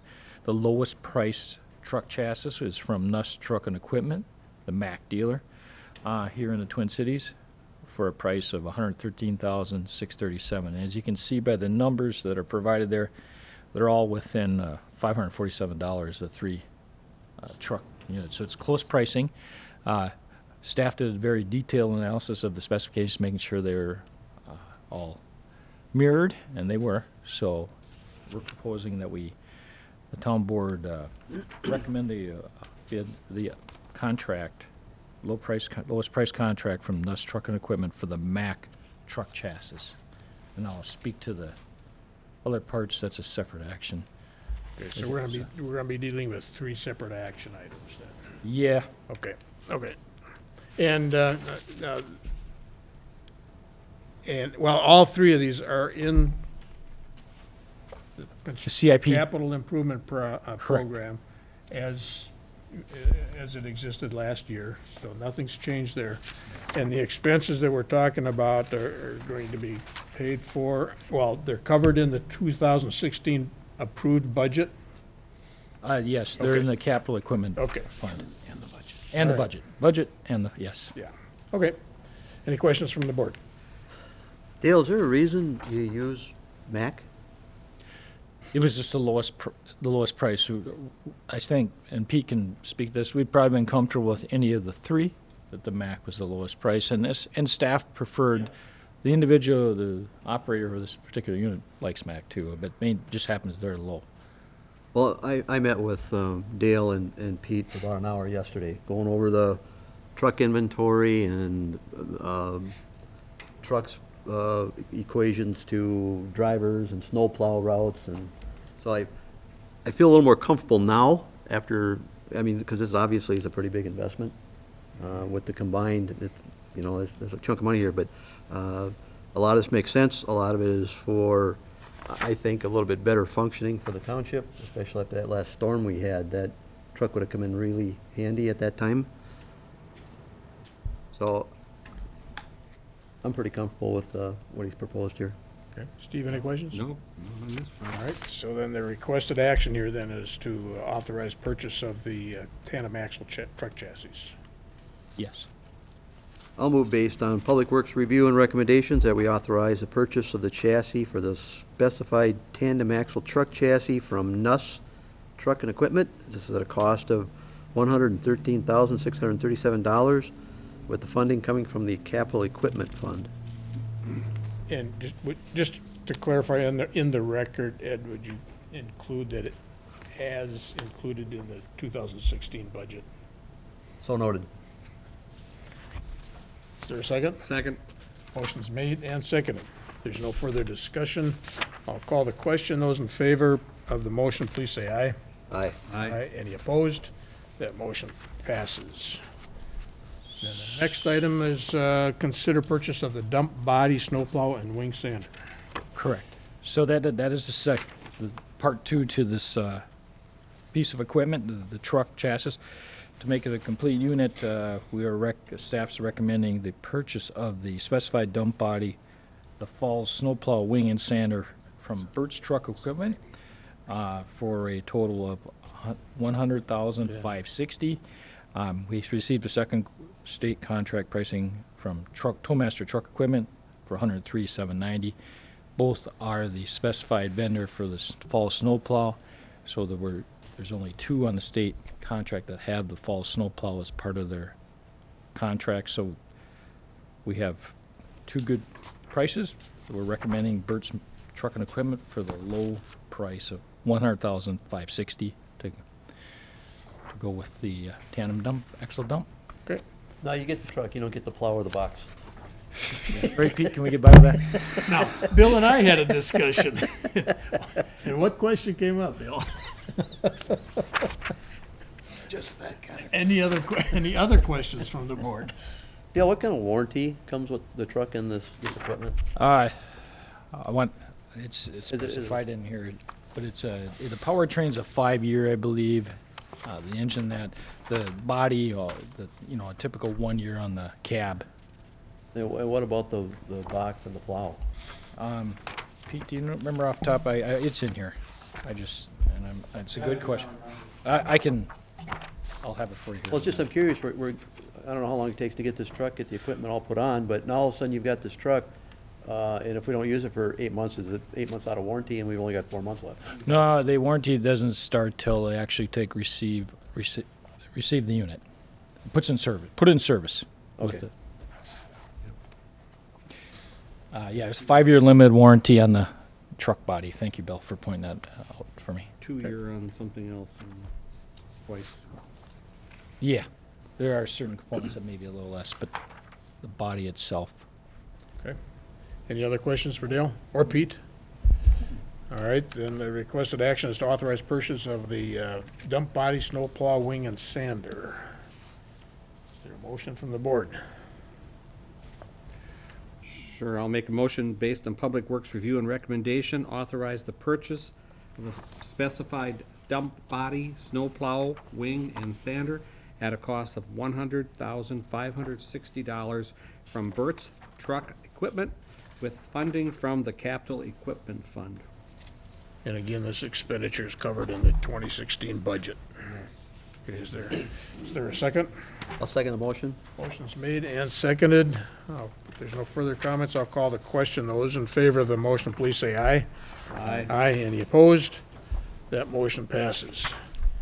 And Dale, the last item is a request for a purchase of an asphalt roller. Yes.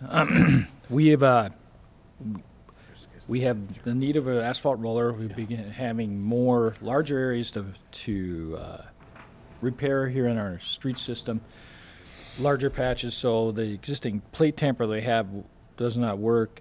We did try, I had mentioned this a few years ago, we'd look at renting or borrowing from other communities. We're renting a roller unit. We had disposed of our old roller unit. It had a hydrostat drive was out of it, so we got rid of it. I said, well, we'll try that. So Pete's been working, trying to, when he does need one, to rent one. And unfortunately, all the equipment rental outfits, when we do need it, they're already out for contractors for the season, for the entire summer season. And then typically when we are in our patching season, the busy part, so are other communities that we'd look to as resource to borrow one.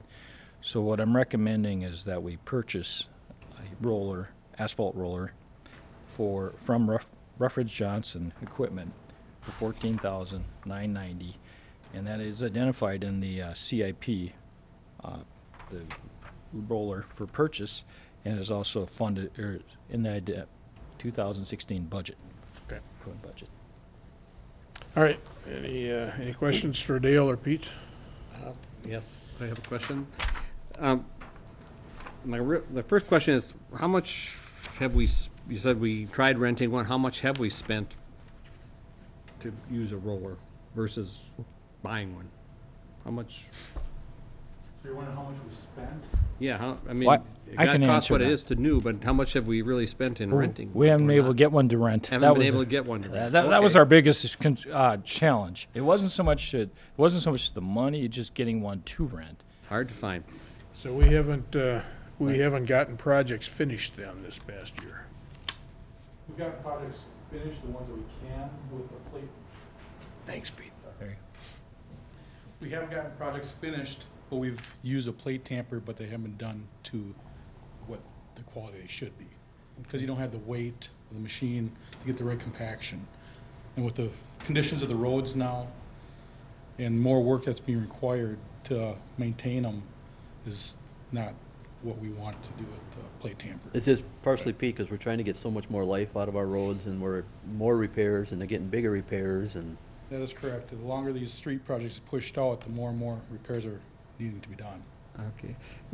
You said we had an old one, and what's the life expectancy? That old one, I don't know how old that one really was. How about a new one? How long do these last? We'll say 20 years. I'm 20 comfortable years. saying that. Okay. And how do you, naive as I am, how do you transport this thing around? You use just one of our utility, is that a Yes, we utility trailer? made sure, we had looked at the one that fit on a trailer that we currently. So you weren't coming back by, now we need a trailer to move it. Okay, We wanted to avoid that. all right. Trailer's not in the CIP. Remember that, that's not there. And I looked at those bids, and two of them have backup alarms, and the one that we have, doesn't mention backup alarm. Would you assume that has a backup alarm, or don't? Yes, I would assume it does. I mean, the bids aren't that, if I remember right, they're a couple thousand apart, but two of them say backup alarms. I don't know what they charge for those things, but I certainly would, I would be comfortable answering that probably that's included, just wasn't identified in the proposal. We can peek and verify it, but I wouldn't expect that to be a $1,000 item or anything either. So I'd be all I needed to comfortable. hear. Anything else? So then the action item that we're looking for here is to authorize the purchase of the asphalt roller. What is the pleasure of the board? I'll move based on Public Works review and recommendations that we authorize the purchase of the BOMAG BW 900-50 asphalt roller. It's from Ruffledge Johnson Equipment Company, Inc. This is for the amount of $14,900. The funding coming from the Capital Equipment Fund, noting this is in the 2016 budget. I would second that as long as you can verify that we have a backup alarm, and if not, you said it's gonna be less than $1,000. We'll make sure of that. If it's not, then we'll have Because to as a revisit. safety item, I It ought to be standard should safety. be standard, I would think. Every time they use this, Steve, you gotta go out there and go beep, beep, beep. Pete can do that. I'll second it then. For Pete to do it. Oh, There's no further questions. I'll call the question then. Those in favor of approving the motion to authorize the purchase of the asphalt roller, please say aye. Aye. Aye. Any opposed? Okay, that motion passes. Thanks, Pete. Thanks, Pete. Thanks, Dale. 7F on the agenda is the next item, and that is regarding Ramsey County elections. Bill, is that yours? Yep. As the board is aware, White Bear Township contracts with Ramsey County to conduct our elections for us. But the county has also been the facilitator in purchasing election equipment countywide. And tonight, before the board, we have a joint powers agreement with Ramsey County for the purchase of new electric equipment, electronic election equipment for the 2015, starting, 2016, this year. We've been aware that this is coming, so it's been included in the town's capital improvement program, and it's also in the, well, it was in the 2015 budget for purchase, but the county wasn't ready to proceed in 2015, but they are ready to proceed now. So basically, we've already authorized this Yes. for last year. Now we're just renewing that authorization to happen in Yep. 2016 instead. And the that- funds have carried over from 15 to 16? Yes, Okay. but also it's the execution of a joint powers agreement Yes. that's included in the packet as well. Okay. But we're looking at two action items then. First, to execute the joint powers agreement, and then to adopt the resolution. Yep. Okay. Any questions or comments? nope. Is this all new voting machines? Yes. And we don't own them then? It's a shared? Actually, we We'll don't own them We eventually. own them, yeah. We'll own them, but the county stores them, maintains them. They order them, they place them in the polling place, they remove them, and they store them, maintain They them. Okay, maintain because I- them. They do all of that. I noticed when I did a little tour of the Water Patrol, Ramsey County Sheriff's, they've got a whole section of ballots and machines. Now, are those our old ones? Yes, And are they worth anything, or what do we do with them? that's a good question. Well, I mean, it's an inventory thing that I wonder what. I don't know. I'm, Mr. Chair, So if I may. are you implying there's a hot market out there for used voting machines? Or are we just stuck with a couple of boat anchors here? If I may, the agreement does deal with what happens to it once they become, well, surplus. And it would be sold and the proceeds would be applied accordingly. According to where, or who?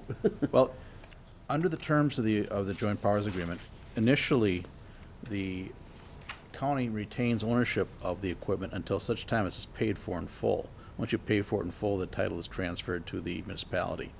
I guess in your case, you're gonna pay for it in full, so it's yours automatically. Others may be, paying over a period of time, which is allowed for under the joint powers agreement, so then it would become their equipment upon complete payment. But right now, once you pay for it, everything in full, it's yours. So Chad, you're talking about the new machines? New machines. Yeah. But it also says when the machines are disposed of, because under the terms of this joint powers agreement, really, they're under the control of the county. You own them, but they maintain them, They handle all the warranty issues. So eventually, when they're disposed of, the county would handle that, and they'd simply credit you with the proceeds. Yeah. Compared to, in the past, we were doing that maintenance and Right. staging and operations ourselves, so. Actually, we were compensating the county for it. They were doing the Okay. work. That was an operating expense we were paying. All right. So, any further questions? No. So the first action item requested then is to authorize execution of the joint powers agreement. Yes. I'll move to authorize the execution of the joint powers agreement for the new voting system acquisition and operations with Ramsey County. This by the town board chair and the town clerk. Is there a second? Second. Motion's been made and seconded. Those in favor of the motion, please say aye. Aye. Aye. Any opposed? Okay, we are authorized to execute the agreement. The second item is to adopt the resolution. I'd also move to adopt the resolution adopting the new voting system, the use of the new voting system. And just for reference, there's a minor change in the resolution. Our addendum supplemental information package includes that document on page, what was it, Bill? Page 9. Just this reference. Part of my motion will be to add that in the records. Okay. Is there a second? Second. Motion is made and seconded. Those in favor, please say aye. Aye. Aye. Any opposed? That motion passes. Okay, item G, we've already gone through, so we're up to item H. We have, H1 is a park board, a joint park board EDAB meeting for April. Yeah, and that's simply a park board recommendation to schedule a joint meeting with the EDAB in April. So that's the first recommendation for town board approval. Okay. And we don't have a specific date yet.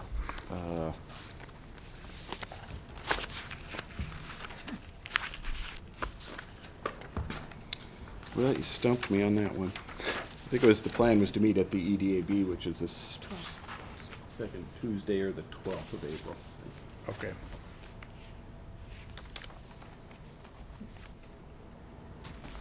And this is to discuss Township Day events. Yes. Township Day events, Town Hall also. April 12th. Yeah.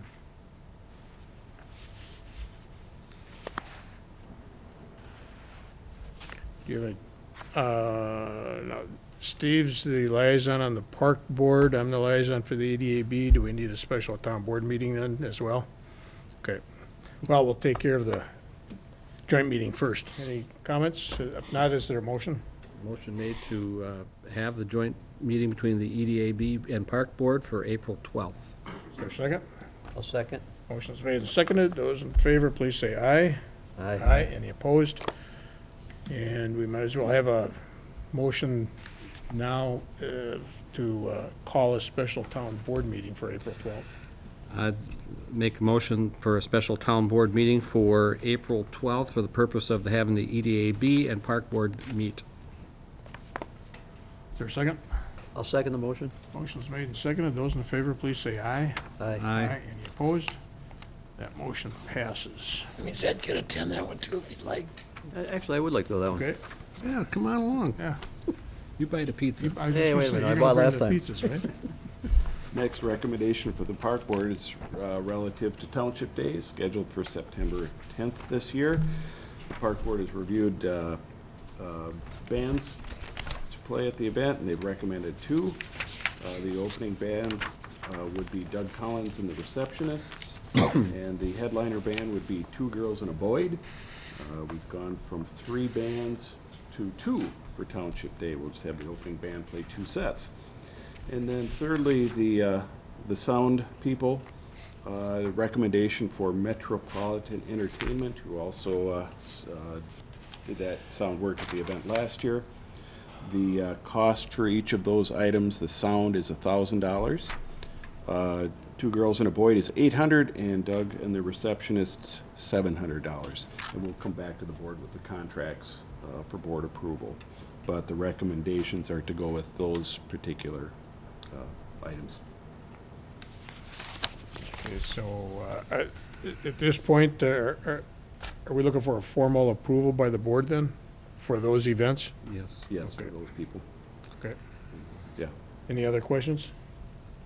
If not, is there a motion to that effect? Yes, I'll make the motion. Based on the staff review and recommendations, number one, approve Doug Collins and the receptionist and the two girls and a Boyd as the two bands for the September 10th, 2016 Township Day event.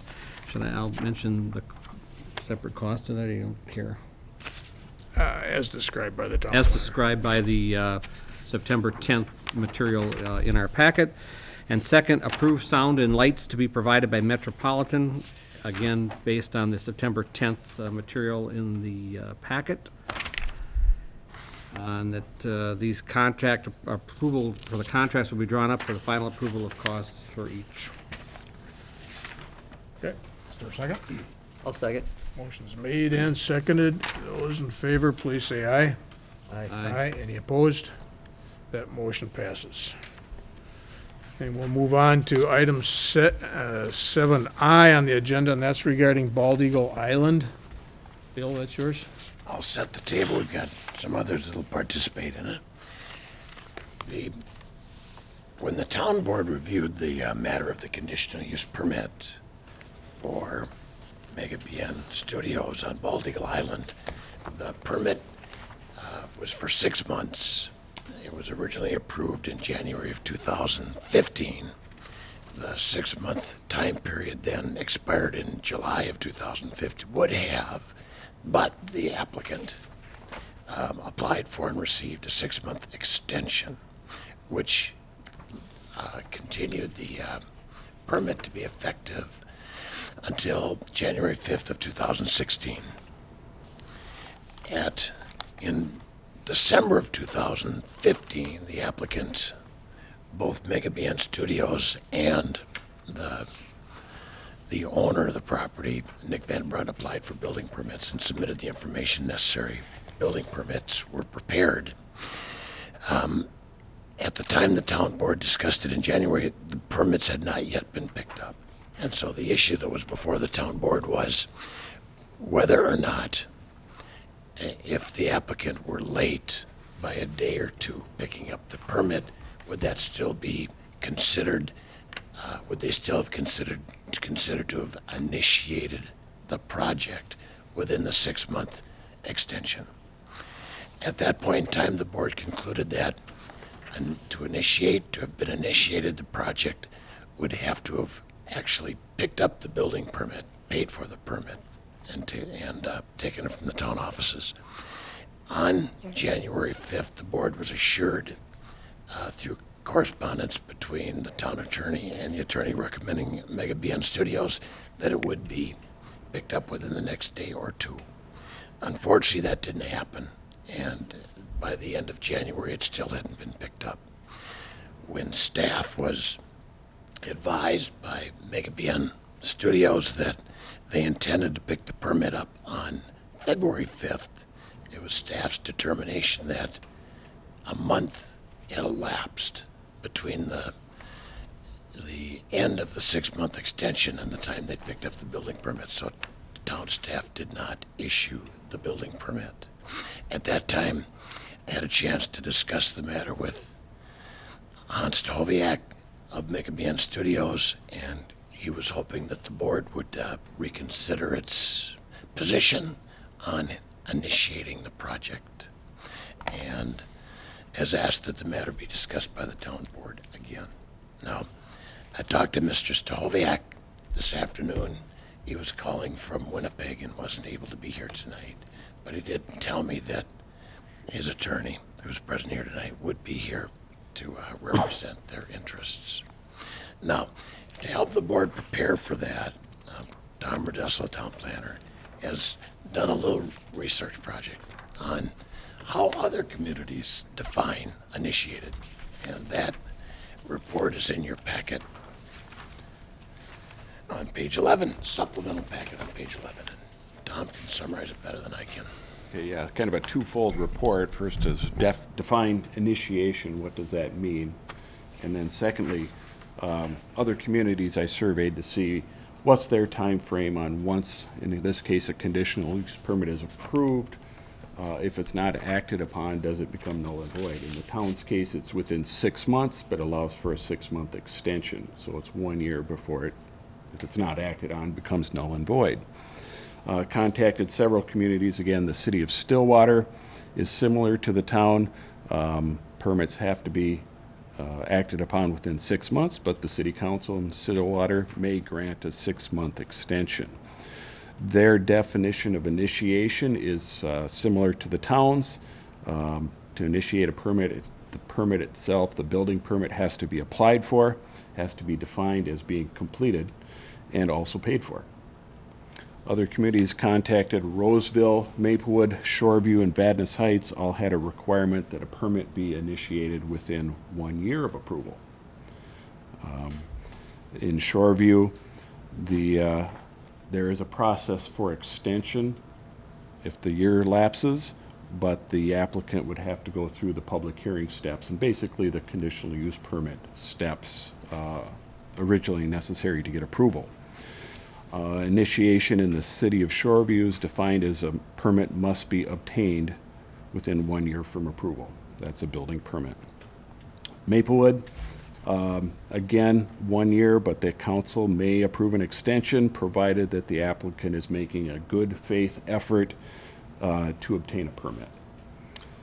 They define initiation of permit as the minimum application and approval of a grading permit.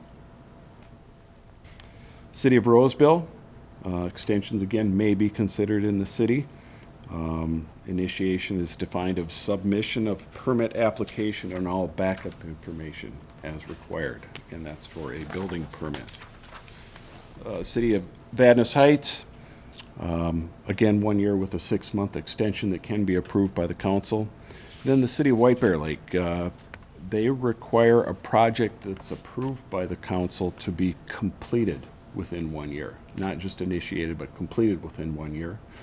But clearly, if a project is in process and the year lapses, the city council will consider an extension.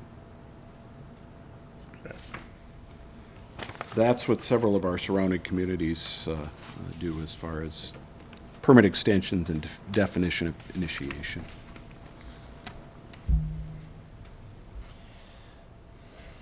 Okay. Chad, do we have any comments from attorney? My only comment would be this, is that under your ordinance for conditional use permits, it only requires that the conditional use permit is effective if it's initiated within the 6-month period. And we reviewed the conditional use permit prior to the meeting tonight. There's no definition of what initiation is under the conditional use permit that applies for this situation.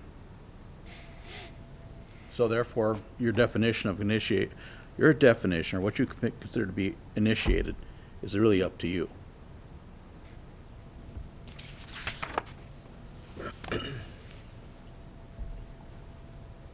Comments?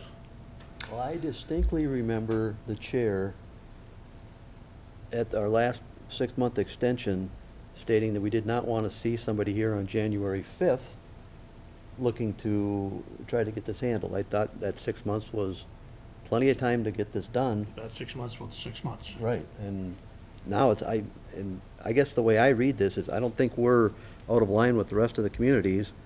I don't see us being more stringent and just as fair, but I think the January 5th is come and gone. I concur. I felt reasonably assured 6 months when they came and asked for a 6-month extension that they would be able to comply with the 1 year, and that came and gone. I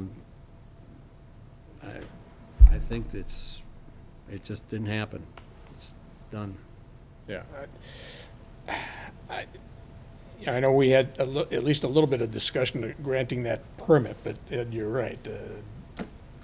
We said 6 months is 6 months. It's not 6 months and a day or approximately 6 months. We said 6 months. And as far as our interpretation or definition of the word initiate, we've got some examples here that Tom put together, and I agree that I think that's consistent with our feeling about when a permit action is initiated. I think the end of January, beginning of February, a promise to come in with a check is just too late. We had that promise at the beginning of January, nothing ever happened. The applicant had adequate time and opportunities to come in, and it just did not happen. So I see no justification with allowing this project to go forward. Now, if the applicant wants to apply again, I guess that's up to him, but Well, just so for the record, there would be nothing to stop them from applying again, Yeah. because it was not denied, it was simply expired, so they Yes. could apply again immediately. But there are representatives here that might want yeah. to hear. If that's appropriate, then I'll ask if there's a rep for Mr. Stagoviak. Please identify yourself.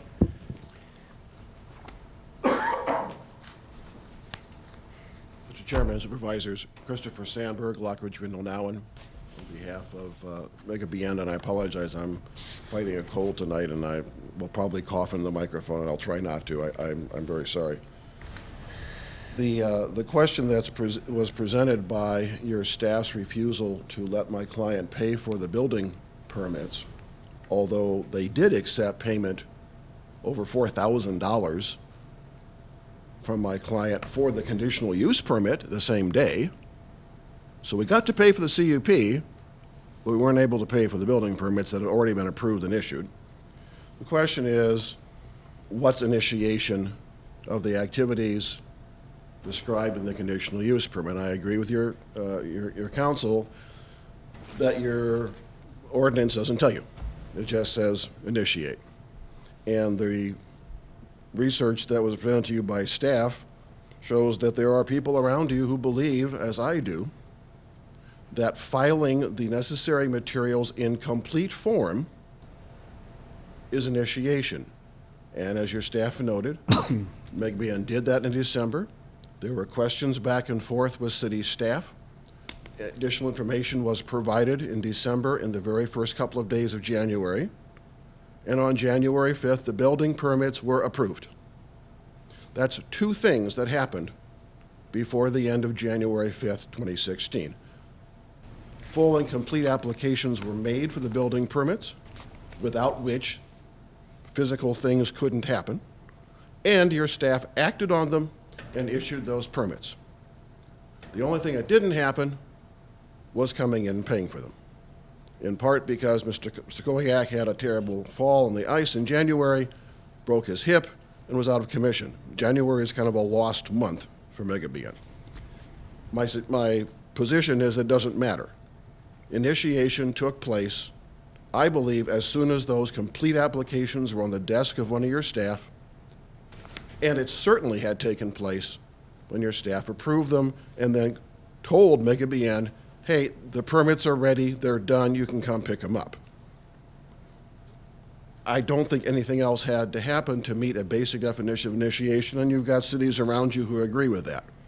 You could take the contrary position and say, no, a ministerial act, picking it up and handing a check across the counter, created something that wasn't there when the city issued those permits. With all due respect, I think that's simply an illogical argument. The permits were issued. Your staff has withheld them now, but they were issued because all the necessary pieces in those building permits were there. To be as clear as I can, that conditional use permit creates the value for the purchase of the Bald Eagle Island property. Mr. Stagoviak does not need a 10,000 square foot house to live in. The entire project is predicated on being able to do the things allowed in the CUP on that piece of property. So if, as I hope you do, the board finds that initiation did take place by close of business on January 5th, then we will go forward. The Van Brunts are back from skiing. They're back in Hawaii. Mr. Stagoviak talked with them this afternoon. I can get back to work. with them, with their real estate attorney, with the funder folks, and figure out when we can get final papers in front of all the parties to review and edit, because of course the attorneys will edit them all, and get to closing, and with the building permits in hand, start doing things physically on the island while we get stuff across on the ice.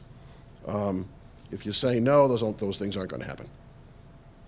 I'll be glad to try to answer any questions. Any questions? Any comments from the staff? Nope, that sounds accurate. Well, I guess I can't speak for Mike Johnson, the building inspector, so I don't know when he got those, when he had them ready, and so I'm not going to assume that that's all correct. I think I can speak for staff as to that conditional use permit fees should have been paid a year ago, because that was part of the process, and I think that's correct. So I don't think that's an argument there.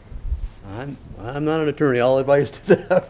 But, so, all I know is this board sat, and I believe you were here, we said January 5th is it, and February 5th is a month late. We gave the extension in good faith, and I remember Bob distinctly saying, we don't want to see you here January 5th, and that's exactly what happened. Well, Mr. Chairman, Supervisor Prudhomme, with all due respect, my client was into the city in December, and I believe if you ask your staff, they will say it is a fact that the building permits were issued, and my client was called to say they're done, come get them on January 5th.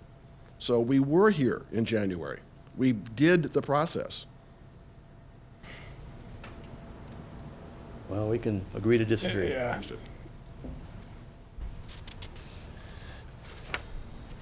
With one issue, there was a question I was going to ask you, Tom, the $4,000 for the CUP. That's payment, that's compensation to the township for work done on the CUP. Yeah, that was. So I'm understanding that right? Yes. So in my mind, that's a non-issue here. That's not part of this transaction of initiation or issuance of the final permit. When Mr. Stachowiak was in the offices in December, did he have his check with him at that time? As far as I know, the only time he was prepared to pay for the building permit was when I met with him on February 5th. February 5th? Yes. Okay. So it's nice that he visited in December. It was a nice heads up, but the critical issue was he had to be in the office by January 5th with cash in hand, and it didn't happen. We've got enough flexibility that if Hans couldn't make it, his representative could have come in and done that just as well, and nothing happened.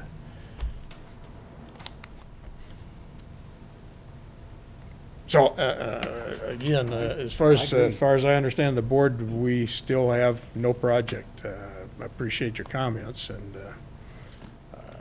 if you have further issues, we can talk about them at another time. As of tonight, we don't have a project. I would defer to the attorney. Do we have to make a formal action here, or is this just automatically expires? Well, I mean, under the ordinance, I think it automatically expires. Well, I think that's what we were That's told the 6 months language, ago. yes. But I'll be referring to, give me a second here. I believe it's be 9.4.B would state that, yeah, if it says activity is not initiated within such period of time, the conditional use permit shall be void. So it's automatically void without any further action. So we can have the minutes for the meeting show that no action was taken by the board, but for informational purposes, that permit has expired as of January 5th. Is that correct? Yes, there's no need for a motion on your, to But which acknowledge would that. require the applicant to start the whole process over. If he wants to. I don't even know if we even have to say that. Well, yeah, well, just so, and we should be clear about that, because if you can, because it was never denied the first time around, he could have automatically apply again. Sure, but that's Right. on his initiative. Exactly. Okay. I think probably the most significant action tonight is that the applicant had requested that the town board reconsider its definition of initiated, and that's the discussion that has taken place. And it may help for the record for the board to make an affirmative statement in that regard. And from that, I have to agree with Bill on that. It probably would be wise to at least pass a motion acknowledging that you're not going to reconsider your definition of initiated. Okay, okay. It seems reasonable enough to do, easy enough to do, is that, Ed, Steve? Yeah, we have someone who Well- wants to talk to him. Let me ask you this, I know we have somebody with a question, this really isn't a public hearing now. Can we still take public comments? It's a public meeting. This is not a public hearing. Or public, well, Yeah, so okay. You're It's free not to. a hearing. Right. You're free to take public comments if you wish. Okay, okay. Give me just 1 minute here, and I'm sorry. Let me just ask the board, though. Is that understanding of, are we all in agreement with the definition of initiation? Yes, that it needed to take action by January 5th. Well, January I 5th? think we should be more precise, that they needed to pay for the Pay. permits. Correct. Pay for the permits. On or before January 5th? Yes. Yes. Okay. Ed, is that? Okay, did you? Actually, it would be that initiated would include obtaining and paying for the permit before the expiration of the conditional use permit. Which expired All right, January That's- 5th. Okay. It's That's really- specific. This is the project that you're concerned about, but it's really something that applies to our future interpretation of the ordinance as well. Okay. All right. Joan, did you get that verbatim? I did. All right, you want to put that in the form of a motion then, Steve? I'll put it in the, if, as stated, I'm not going to be able to repeat Excuse me, this. Mr. Go Chair, ahead. were you going to take more public comment? I wasn't sure. Well, yes, I am, but I just wanted to get this interpretation of initiation put to bed first. Okay. Before you vote on that, can I just say something? I mean, I think Well, you'll have to identify yourself then. and Kathy your Medor, address. Kathy Medor with Edina Realty, Okay. but representing Van Brunt's. I think the issue here is the terminology initiation and understanding that the fee had to be paid in addition to the initiation of the permit. And I think you have the power to make that decision, to extend it where he pays, let's just say by the end of this week. I mean, he is out of the country right now, Hans is.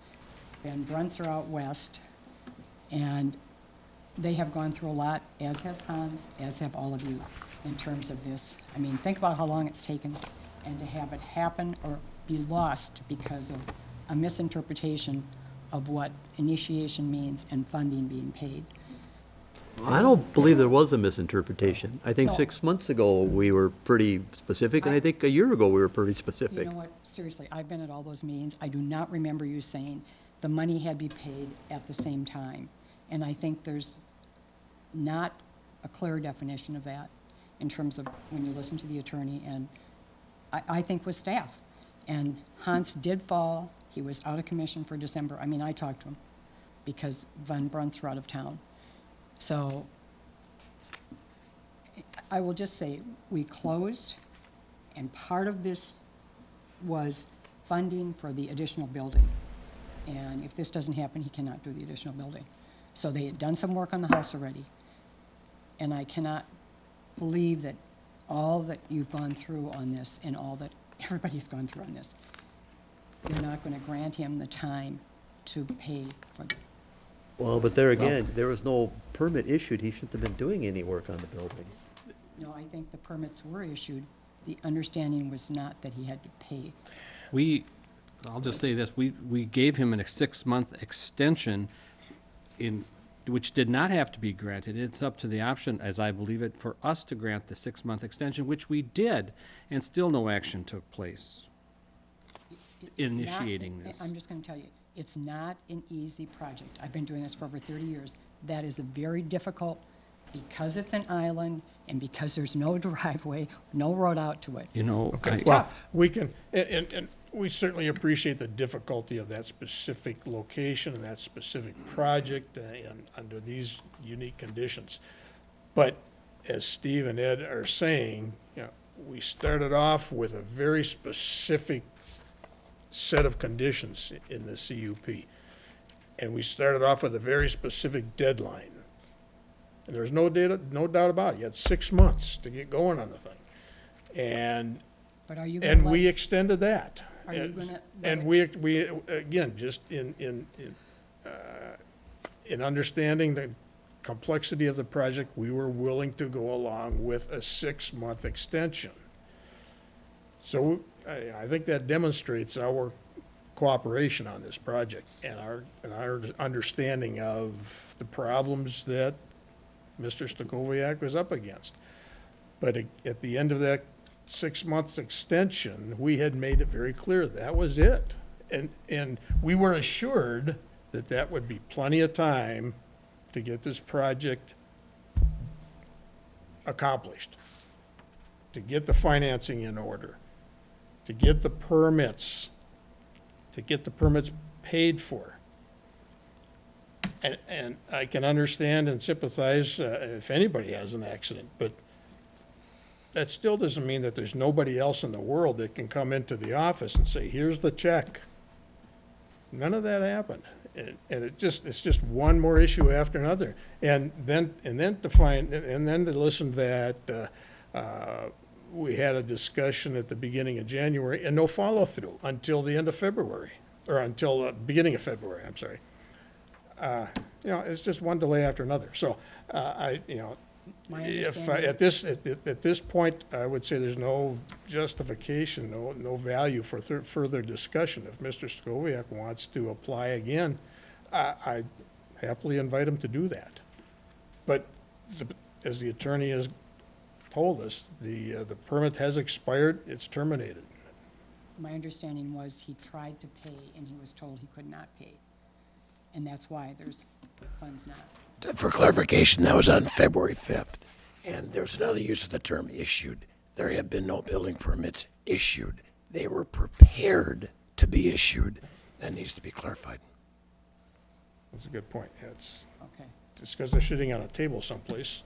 But it still comes down to the three of you making the decision to extend it to have him, if all he needs to do is pay for the fee, that he has to pay for the fee, so it's totally clear by a certain date, otherwise it's dead and he has to come back and reapply.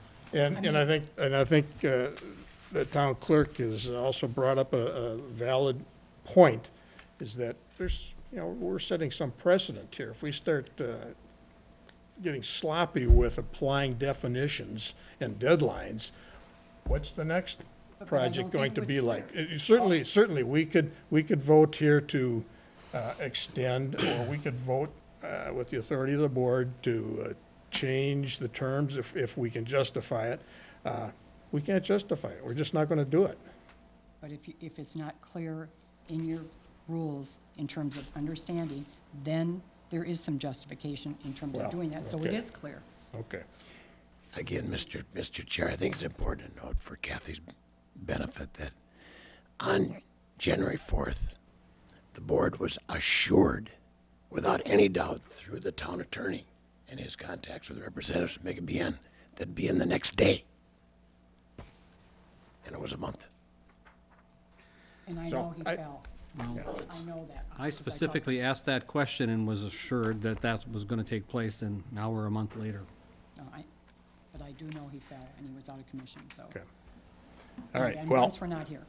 So I'm just asking, because we've gone through this for as long as we have, to do an extension for whatever, a week, I don't know. And just, how long? Monday, until Monday. If he hasn't got it in, it's done. He'd have to come in and reapply. I'm just asking for that if he doesn't do it. Please Well- consider that. I mean, okay. seriously. Wouldn't you like to have it done? I mean, seriously. It is done. All right, any other discussion, comments? If not, we'll move on to, You gotta finish. oh, Steve's I'm sorry, motion. we have the motion? Motion, yes. I'm sorry. Okay, so the motion's been made, is there a second? Were you done with your motion, Steve? As, you want to repeat what I'm, so by now we've changed this a little bit. If you tell me, I'll make that motion as written, as outlined by Bill in the statement you have there, Joan. Basically, that the Initiation, yes, would be that, would include that they pick up and payment before the expiration of the permit. Conditional use permit. Conditional use permit. yes. That will be my motion. Okay, I'll second the motion. motion's made and seconded. Any further discussion? If not, I'll call the question. Those in favor, please say aye. Aye. Aye. Any opposed? That motion passes. All right, next item on the agenda, we have 3 additions. Item 8A is regarding a public works employee.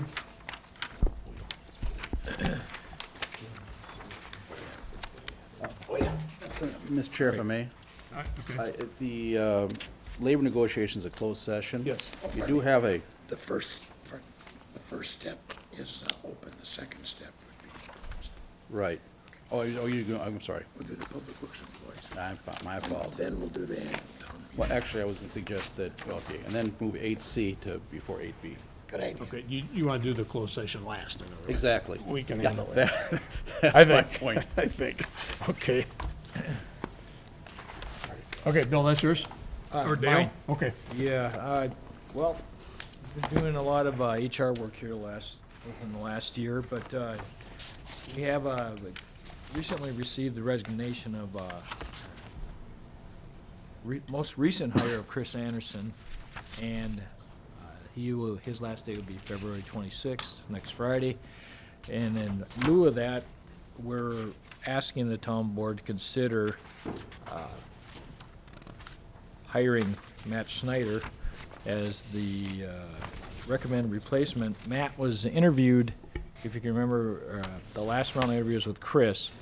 It came down to Chris and Matt as the 2, what I call certified candidates for the position. The position was offered to Chris. Chris accepted. Matt was told that, he was second, and that to consider if something didn't work, Chris, that he'd have a chance possibly to be hired in the future. Well, as that worked out, Chris did resign, and again, as I said, he'll be done on February 26th. So the action is the town board to accept the resignation of Chris Anderson and to go with the recommendation by the Public Works Department of appointing Matt Snyder to the vacant position created by Chris Anderson's resignation. Okay.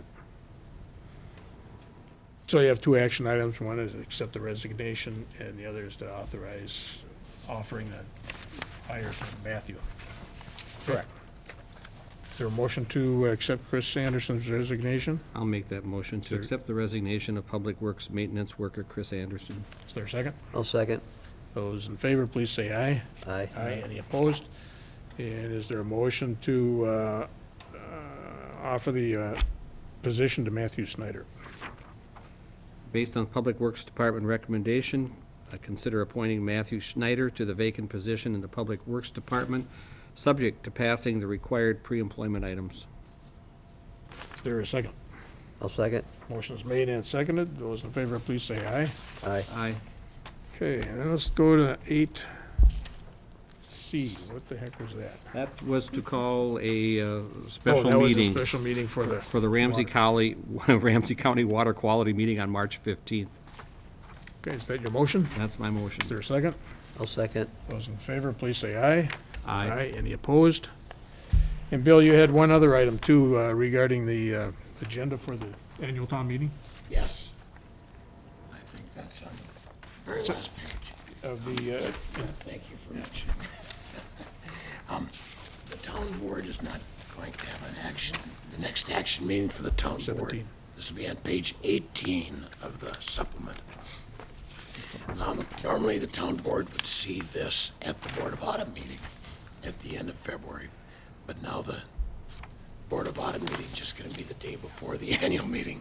So I wanted to present at least a draft agenda for the town annual meeting. And items 1, 2, 3, 4, 5 are just administrative, basically, of those who attend the annual meeting. And then with the topics of general interest proposed to include an update on Boulder Lakes Park Town Hall relocation, information on our water efficiency rebate program, and then, as we always do, at least for the last 15 years, invite elected officials and other public officials from legislative, state senate, and county offices to consider making presentations to those in the annual meeting. And then we always get a report from the sheriff as well. If the board, I'd like the board to consider those, see if there's any changes you'd like to make to it. This is offered as sort of a starting point. Okay. This pretty much is the outline that we use every year. Yep. Well, the town hall update is going to be a little bit different than we've had.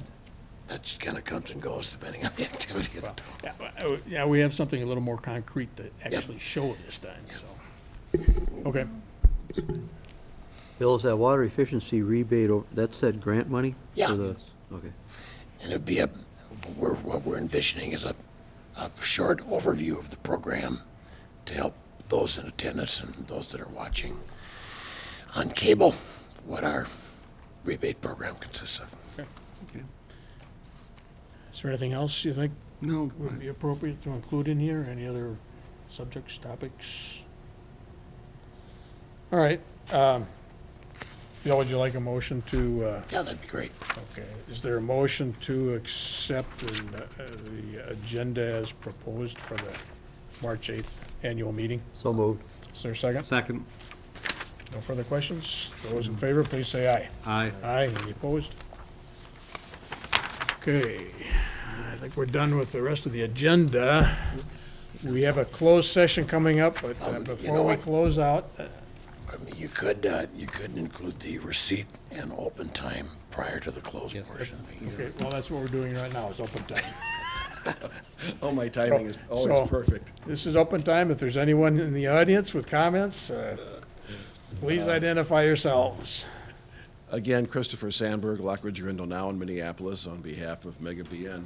I actually would ask the board's indulgence in a question, if I could, so that I can tell my client what really happened tonight.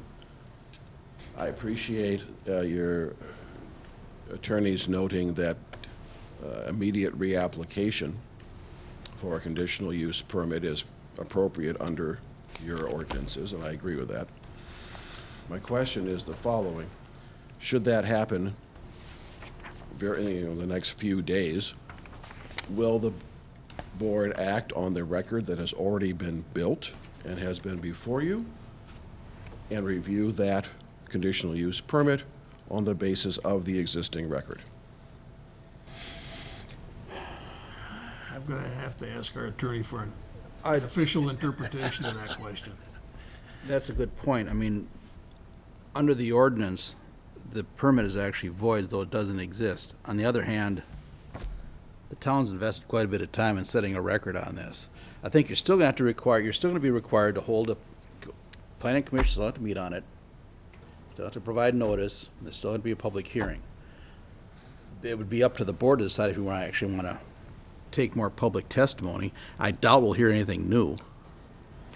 And I don't think the conditions have changed at all. I mean, you probably should at least consider if there are any new arguments, but they have to be new arguments. So I don't think you can, it would my opinion that you would have to at least open the record again to allow for any new arguments, but they should be new arguments, not a repeat of the old And arguments. we can open that record with the planning commission? You'd have to. I mean, you have to run through the planning commission again. And they have to, they have to conduct their own hearing. But in terms of your town board hearing, I think you would have the ability to notify the public that you're only going to consider new arguments and not a repeat of old arguments. Okay. Because enough time has been spent on this Well, project. there were 3 items that were done. The rezoning, which is done. Well, that's done. That's officially complete. rezoned. Right. But I guess I was on the assumption that if the conditional use permit started over, all the plans would have to be submitted back to the planning commission, reviewed again, and I believe there were variances involved, so the variance board would be back involved, aren't they? Well, the variances would still be in play. Well, but What I was- don't think we had final building plans. This was all winging it with sketch plan. Now that supposedly there's actual building plans that they can look at, I think it's advisable that they got, Well, I think we'd have to look at the record again to see exactly. You know, it's a good point. That's the language in the conditional use permit deals with the timing matter, not the ordinance amendment or the variance. But we can get back to you on the variance. If Hans decides to reapply, we'll make sure that the board gets an analysis of what actions need to be taken and which actions don't. That's with a brand-new application. Yep. But Exactly. to get back to the record, We're really talking about two separate Yeah, issues here. yeah. One is the application, which will have to be a complete new application and have to meet the requirements of all applications. In terms of the variances, we'd have to look at that to see if there's a need, if we have to look at if we're conditioned upon the plans. If they weren't, the variances should stand. The rezoning obviously stands, that's done. So the only real question is, are there any new arguments for or against the conditional use permit? And I guess from the sole standpoint of practicality, is if you've already, unless there's a new argument, what's the point of of repeating what you've already heard? I would say this, though, one thing we'll have to do, though, if you elect, and you'll have to hold a public hearing. I think you would have the right to condition any further testimony on it being new issues, new arguments. And at the same time, you'd simply have to adopt the prior minutes from the old hearings as the basis for the new conditional use permit. okay, Because otherwise, you'd be acting in a vacuum. okay. And those are pretty extensive in the January 2015 revised, or, final minutes. They run on for 20-odd pages. Oh, yeah. Yeah. They're quite. They're quite thorough. Yeah. Yes, they are. But getting to your question right now,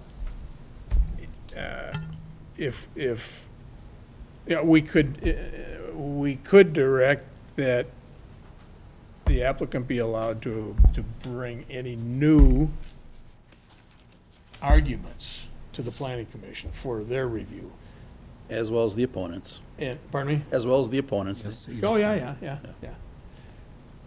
And from there, if they recommend further consideration of any new arguments, that can come to the board then, at a public hearing. Yeah, I mean, no matter what, I mean, at the public hearing, you'd have to at least open the floor to public comment, but I think you could have the right to limit the public comment to new arguments. Right. Otherwise, and again, what we'd do is, prior to the commencement of the public hearing, to make it clear that that you have the body of the record from the prior hearings, that testimony is still being considered and will be considered at this hearing, and at this time, we're only requesting, we'll only be hearing new arguments, not old arguments. So for the benefit of the applicant then, basically, we can say we will not disallow you to approach the township and the planning commission with new arguments. If we had. Oh, to, right, yes. exactly. That's, okay, so that's all, that we Yeah. can provide that tonight. Cool. Right. Okay. I mean, yeah, they're not bound by what they've already said. If they feel something new needs to be added, they could do that, and that's only fair. And that's their right. They can do that. We don't need to formally approve that with a motion or authorization. Well, you don't really, but I mean, you'd be wise to set the ground rules ahead of time. well, I believe we're not in a position to do that tonight. And I wasn't asking for a motion, No. gentlemen, please No, you're understand. not. You're right. I was asking for informal guidance, which I greatly appreciate from both the board and from council.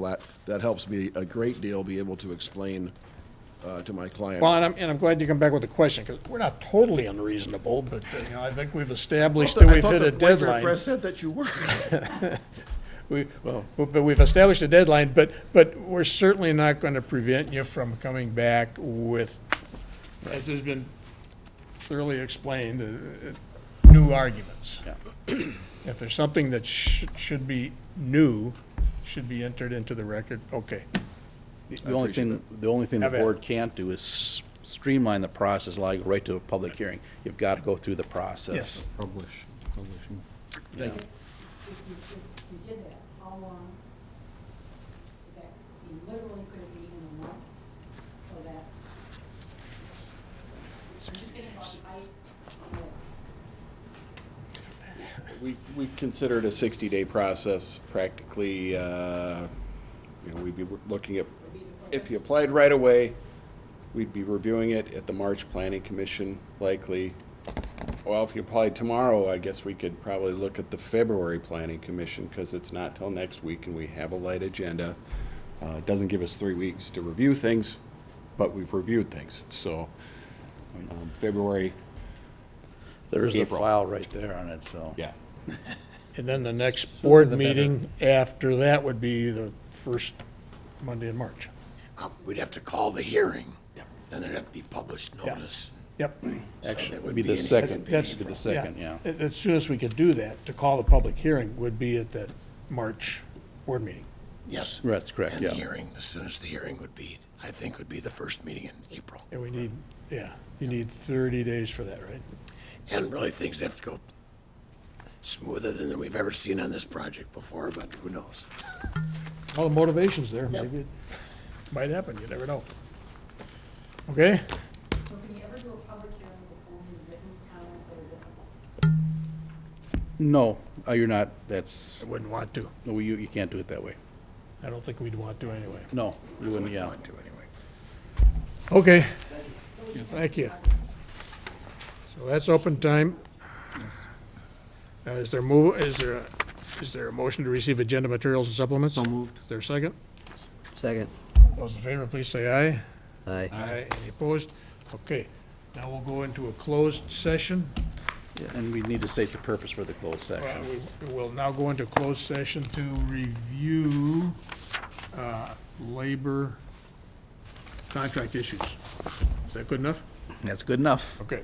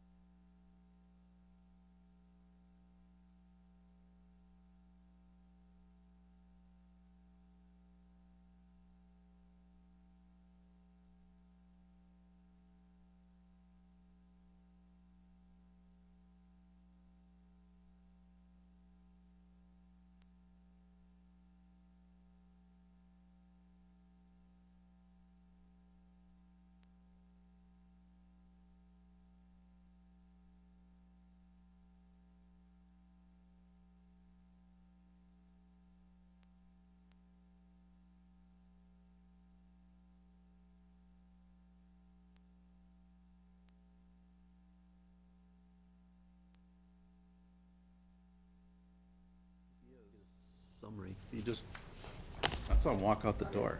Okay. You're up.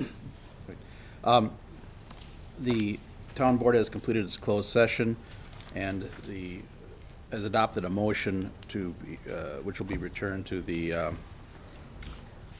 which union are we dealing with here, Ron? 49ers. 49ers.